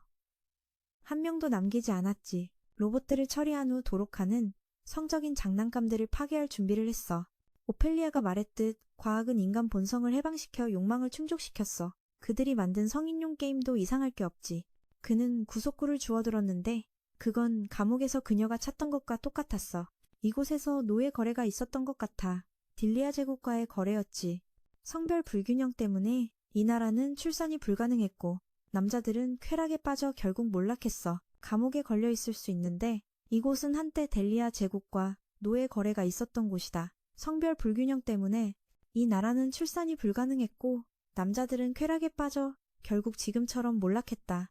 준비가 끝나자 아도니스는 고쳐진 스피커로 음악을 틀었다. 죽을 때까지 노동에 지친 로봇들을 위한 작별 인사였다. 이어서 그는 소환기술로 음파를 만들어 마도아들의 영혼이 평화롭게 떠나게 도왔다. 가끔 미쳐서 좀 무서워 보일 때도 있지만 사실 마음은 따뜻하고 감성적이다. 여기 5번과 6번이 응답했다. 사실 내면은 감성적이고 섬세한 면도 많아. 여기서 5번과 6번이 마법사 제자의 존재를 감지했어. 비록 그들이 원래 마법사와 관련 없지만 딜리아 전역을 지키기 위해서 국왕은 방해자를 즉시 제거하라고 명령했어. 두 소녀는 화살처럼 빠르게 그곳으로 달려갔지만 토끼아이와 마주쳐서 곧바로 대결이 벌어졌어. 그 후 마도아들의 영혼을 보내주고 그들을 위한 무덤을 세웠어. 옆에는 이 땅에 남은 마법사들의 무덤도 있었지. 그녀가 그들을 안타까워하자 아도니스가 왜 여기 남아서 그들과 함께 있지 않느냐고 물었어. 그 독설쟁이 녀석. 사실 아도니스는 오래전 그녀의 종족장과 동족을 학살했고 그녀를 여기로 끌고 왔지. 그런데 왜 그녀는 아무 생각 없이 그를 따라갔을까? 도로카시빌리는 남편을 혼자 두지 못해. 게다가 그녀는 그 죄책감을 덮으려 했고 마법사 두목도 클로이를 부활시켜 이용하려 했어. 지금은 더 이상 싸우고 싶지 않고 그냥 친구가 되고 싶을 뿐이야. 좋아, 단. 그 멍청한 인형 2개는 꼭 챙겨야 해. 두 사람은 그렇게 걸으며 즐겁게 이야기했어. 토끼 아이를 보며 질투가 치밀었어. 도로카는 낯선 남자가 자기 차에 앉아있는 걸 봤어. 그때 바람이 불어 먼지가 날아가며 5번과 6번의 머리들이 그의 손에 있음을 드러냈어. 그는 미엔의 차를 부수며 도망칠 길을 막고 공격했어. 하지만 그는 너무 무서워서 오랜만에 싸움이 반가웠대. 낯선 머리들을 본 아도니스는 호기심이 생겼어.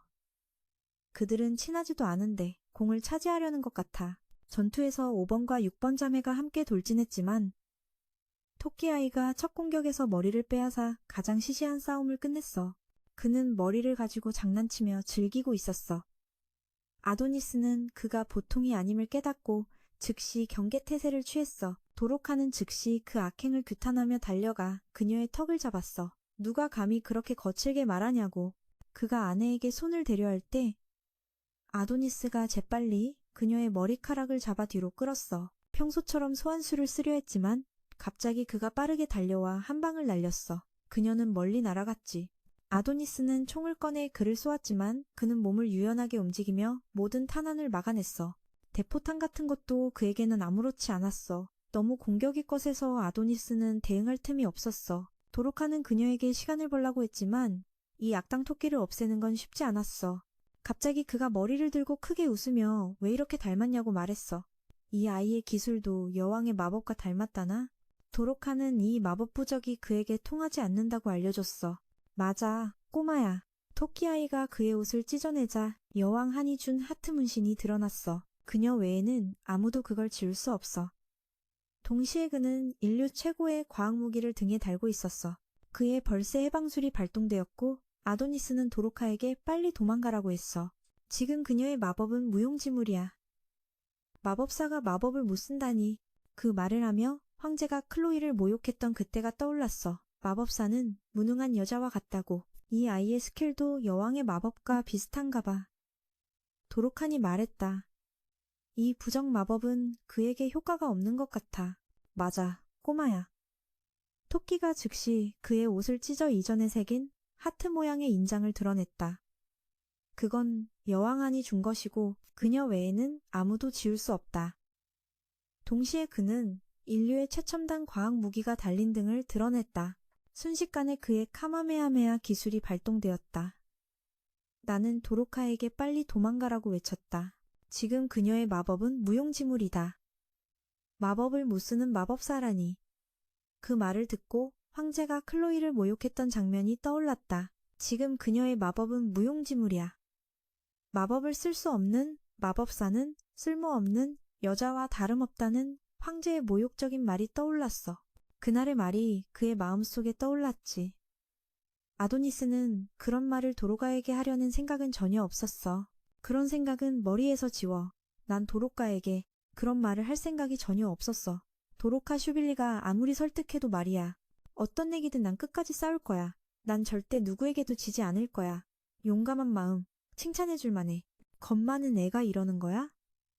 아도니스가 철인 장인의 소환술과 거울 마법을 써서 너랑 나 둘 다 금방 멋진 갑옷과 검을 받았잖아. 그 검은 절대 부러지지 않고 진짜 멋진 전투용 검이야. 네가 휘두르기만 하면 철도 진흙처럼 베어버릴 수 있어. 네가 검을 휘두를 수 있는 한 많은 것들이 산산조각 날 거야. 자자, 내가 준비한 게 더 있어. 그녀에게 가장 기본적인 주문서 권한도 준비했어. 닭 같은 그녀도 빠르게 익힐 수 있도록. 젊은 연인의 모습을 본 노인은 질투해 밥 먹는 것도 있고 화가 나서 수백, 수천 개의 손이 두 사람에게 달려들었어. 아도니스는 철권을 사용해 한 방 한 방마다 그의 손을 부숴버렸고 한편 도로카는 맞는 즉시 공격했어. 둘 다 처음엔 꽤 잘 처리했지만 신병인 도로카는 금세 지쳐갔어. 그녀가 미사일 손들의 공격에 터질 것 같을 때 그가 달려와 도와줬어. 그러나 그게 끝이 아니었어.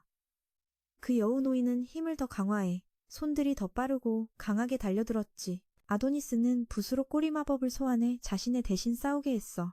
땅속에서 다양한 색깔의 꼬리들이 올라와 두 사람을 감쌌고 뾰족한 전투꼬리로 달려드는 손들을 부쉈어. 그 후 아도니스가 로카를 끌어안고 꼬리들을 조종해 거대한 구체를 만들어 그 여우에게 던졌어.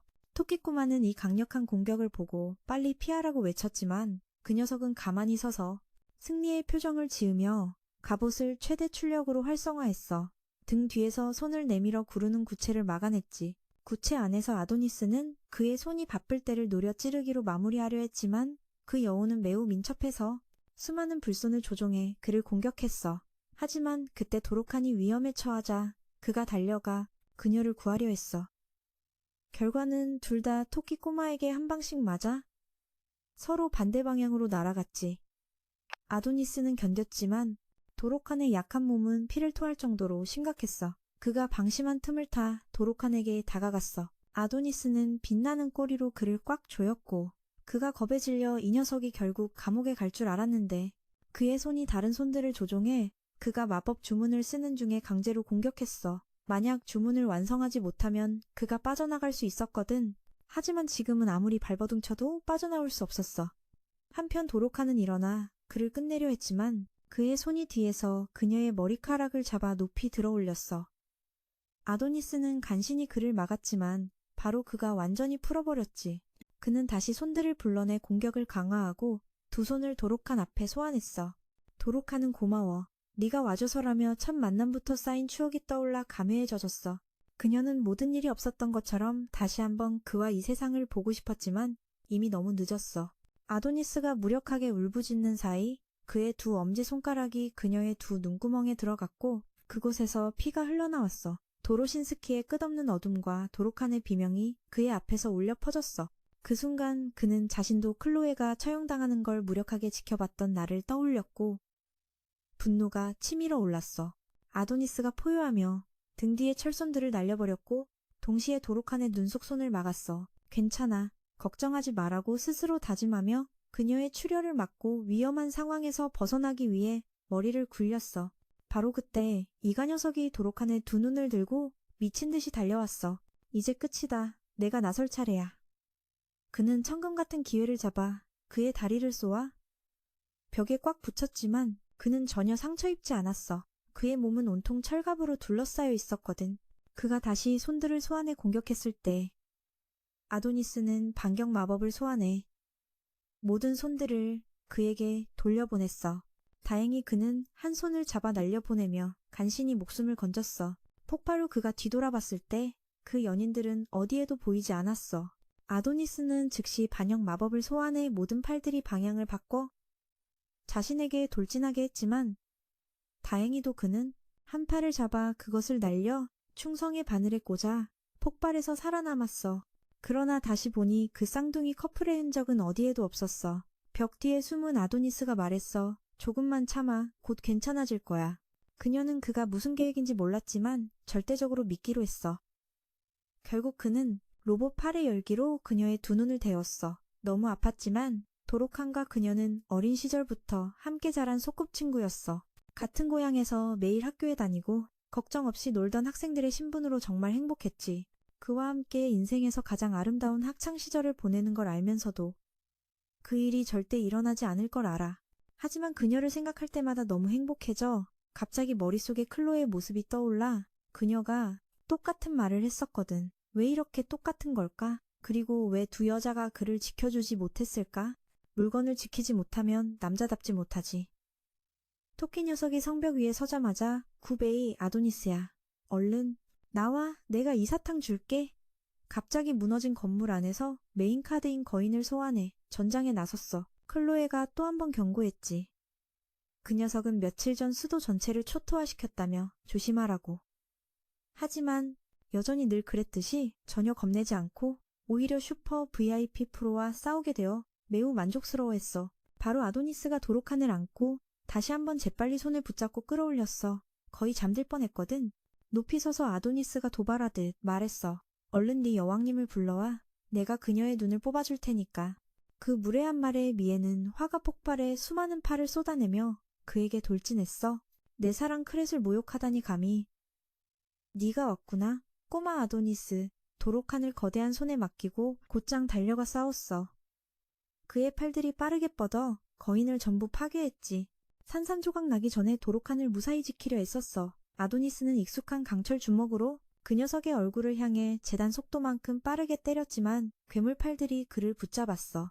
한 방에 쓰러졌지. 아도니스가 계속 마법을 쓰려 했지만 보노스가 발로 걷어차서 펜을 빼앗아 기회를 주지 않았어. 그가 수많은 팔을 조립해 거대한 팔을 만들어 내려쳤어. 마치 쌀을 찢는 것처럼. 한편 도로칸은 무사한지 모르겠네. 갑자기 목소리가 들렸어. 자신이 아도니스라고 했지만 자세히 들어보니 토끼 녀석 우사기의 목소리였어. 우리 성스러운 집이 그에게 야생동물처럼 끌려다니고 있었어. 형편없이 너덜너덜해져서 묘사할 수 없었지. 그가 거의 죽을 뻔했는데도 밥을 뿌려대자 화가 나서 그를 돌로 쳐 날려버렸어. 다음에 팔들이 난폭하게 달려와 계속 때렸어. 조금도 봐주지 않았지. 도르크가 달려가려 하자 그는 젊은 두 사람을 갈라놓으려 했어. 그녀를 벽에 밀치고 옷을 찢어 매혹적인 가슴골을 드러냈어. 하지만 그녀의 목소리와 표정이 여왕과 너무 닮아서 처음 만난 순간부터 그녀에게 홀려서 도저히 손을 못 댔어. 그는 여왕에게 미쳐서 노예가 되고 싶어 했고 그녀에게 조종당했지. 그러니 세상에 똑같은 얼굴을 가진 두 마법사가 필요할까? 한 명의 여왕이면 충분하지. 아도니스가 죽는 건 당연한 일이지. 그녀가 그를 건드릴까봐 걱정된 그녀는 그를 붙잡고 간청했어. 그를 내버려 두라고. 아도니스의 행동은 잘못됐지만 사람들도 마법사를 학살하지 않나?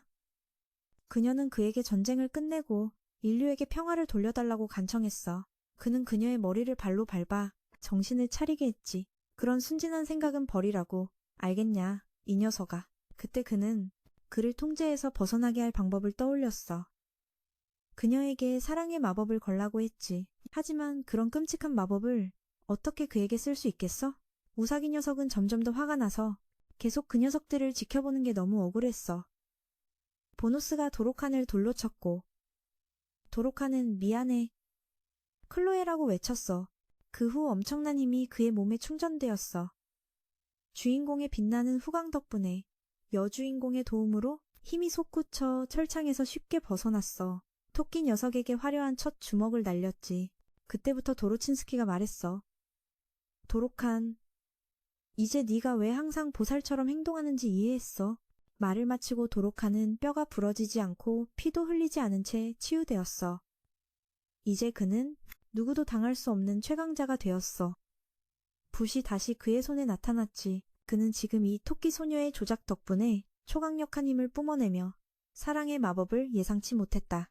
이 녀석의 마법은 여왕마저 능가에 숨기고 있었고 자신이 남으면 죽을 뿐임을 알고 그는 재빨리 도망쳤다. 죽을 힘을 다해 달아났지만 곧 붓으로 만든 그물이 그를 가로질러 가슴을 베어 성공적으로 막았다.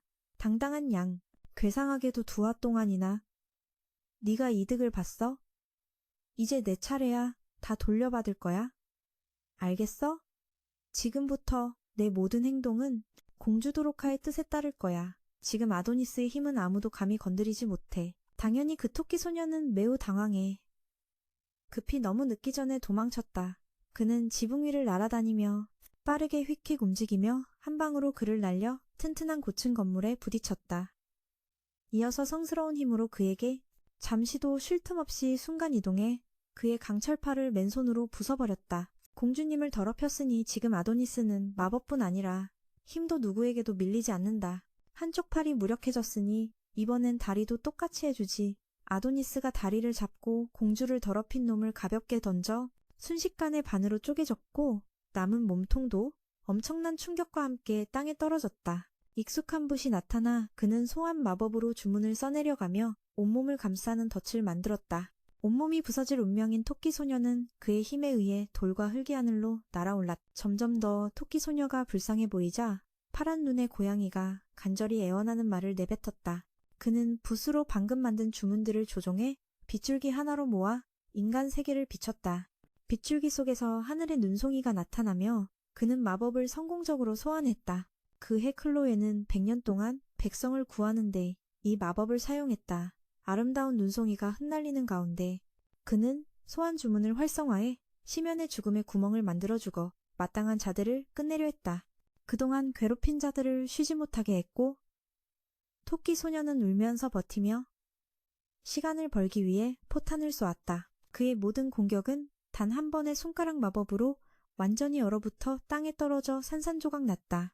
그는 멈추지 않고 계속 주문을 강화해 주변에 폭풍이 일어나며 눈송이가 칼날로 변해 토끼 소녀를 향해 몰아쳤다. 토끼 소녀는 어렵게 막았지만 몸은 점점 얼어붙고 있었다. 이 거대한 힘을 견디지 못해 도로카는 소환한 마법과 함께 얼어붙었다. 도로카는 몸의 차가움을 완전히 태우는 불꽃을 지녔고 긴 주문을 외우며 지쳤지만 마침내 끝냈다. 어리석은 토끼 소녀는 로켓처럼 변해 그에게 돌진했지만 결국 주변의 한기가 완전히 얼려버렸다. 아도니스가 포효하며 주변 눈보라를 조종해 뼛속까지 시린 한기를 퍼뜨려 도시 전체를 얼려버렸다. 사막에서 펀치를 날리던 동료들도 급히 도망치라 외쳤다. 그렇지 않으면 모두 휩쓸릴 테니까. 눈보라가 지나간 후 아도니스의 마법으로 얼어붙은 도시에서 토끼 소녀는 얼음 덩어리에 갇혀 꼼짝 못했다. 죽음을 기다리는 그녀 위에 눈이 쌓인 채 오직 기사는 공주를 안고 있었고 2화가 넘는 전투 후 갑자기 클로에가 나타나 미소 지으며 그와 도로가를 안았다. 이는 그의 노력을 칭찬하는 듯 그는 누군가를 보호할 때만 이 마법을 쓰겠다는 약속을 지켰다. 클로에가 사라지자 아도니스는 지쳐 땅에 쓰러졌지만 다행히 도로칸의 심장은 아직 뛰고 있었다. 토끼 소녀는 얼지 않은 머리만 내밀고 있었고 그 광경을 본 연인들은 안타까움을 금치 못했다. 그는 평생 사랑하는 여왕이 황제와 다정한 모습을 봐야 했고 이제 죽을 때조차도 사랑의 고통에 시달렸다. 땅에 떨어졌지만 다행히도 도로칸의 심장은 아직 뛰고 있었어. 토끼 녀석은 얼지 않은 머리만 겨우 내밀었어. 밖에서 그 젊은 커플의 모습을 본 사람들은 안타까움을 감출 수 없었어. 평생 사랑하는 여왕이 황제와 다정하게 있는 모습을 봐야 했고 이제 죽을 때도 계속 연애질을 당하는 꼴이라니 그는 그저 도로친스키가 산산조각 나 허공으로 사라지는 걸 바라봤어. 그때 아도니스는 미소 지으며 도로칸을 바라보며 꼭 그녀의 눈을 고쳐줄 거라고 약속했어. 여왕의 도시에서 도로칸이 나타나기만 하면 그녀는 어디든 차지하고 바로 최고 자리에 올라갔어. 지금은 아도니스와 다카라는 상대 앞에서 심리조작의 최고 기술로 이웃 나라들까지 그녀가 쥐락펴락하고 있어. 한치의 틈도 없이 이미 쓰러졌지만 그 여파로 이 도시는 영원히 얼어붙을 거야. 아도니스는 꽤 미안한 마음이 들었어. 하지만 확실히 말할게. 난 모든 걸 그녀 때문이라고 생각해. 그녀가 나에게 주문을 걸었고 더구나 내가 클로에에게 가진 감정이 그녀에게 향하면서 그녀는 무심코 미안해라고 15번째 말했어. 아도니스는 짜증나서 실수하지 말고 미안하다고 하지 마 라고 했지. 다 네가 자발적으로 한 거라고. 그런데 방금 말했는데도 그녀는 16번째로 또 미안하다고 했어. 이번 전투를 통해 아도니스는 어느 정도 도록한의 인간성을 이해했다고 밝혔어. 말할 필요 있나? 크게 말할 필요 없어. 그래도 그는 그녀가 무한한 선의를 가진 사람이라고 느꼈어. 그래서 사과하고 이전에 그녀에게 했던 위선적인 말도 취소했지. 착한 건 좋아. 하지만 네 자신에게도 더 착해지길 바란다. 아도니스는 실크천 하나를 꺼내 그녀의 눈을 가렸어. 이 행동에 그녀는 그가 자신을 안아주는 것 같은 느낌을 받았지. 쾅! 하는 소리와 함께 딱 맞는 한 대가 그녀를 아프게 했어. 그래도 이렇게 해야 이 미친년이 정신 차리지. 휴식 후 그녀는 다시는 젊은이들과 싸우지 않겠다고 맹세했어. 그리고 또 한 대를 맞고는 길을 계속 갔지.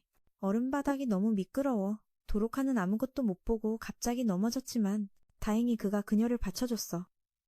그 후 부끄러운 청년은 그녀의 손을 잡아 넘어지지 않게 했지. 진짜 마음 아팠어. 게다가 한 바보 마법사가 서로 도와야 한다고 말했어. 그래서 이제부터 그와 그녀는 함께 힘을 합치기로 했지. 도로카는 즉시 기쁜 미소를 지으며 아도니스에게 앞으로도 많이 가르쳐주세요 라고 했어. 그렇게 아도니스는 그녀의 손을 잡고 두 사람은 힘든 여정을 계속했어. 앞으로 어떤 난관이 있을지 우리는 신발 벗고 앉아 지루하게 기다리며 시즌 2를 기대할 뿐이야. 시즌 1이 곧 끝나니까 여러분 재미있으면 좋아요와 구독 잊지 말고 채널에 힘을 주세요. 그럼 지금까지 안녕. 다음에 또 만나. 바이바이.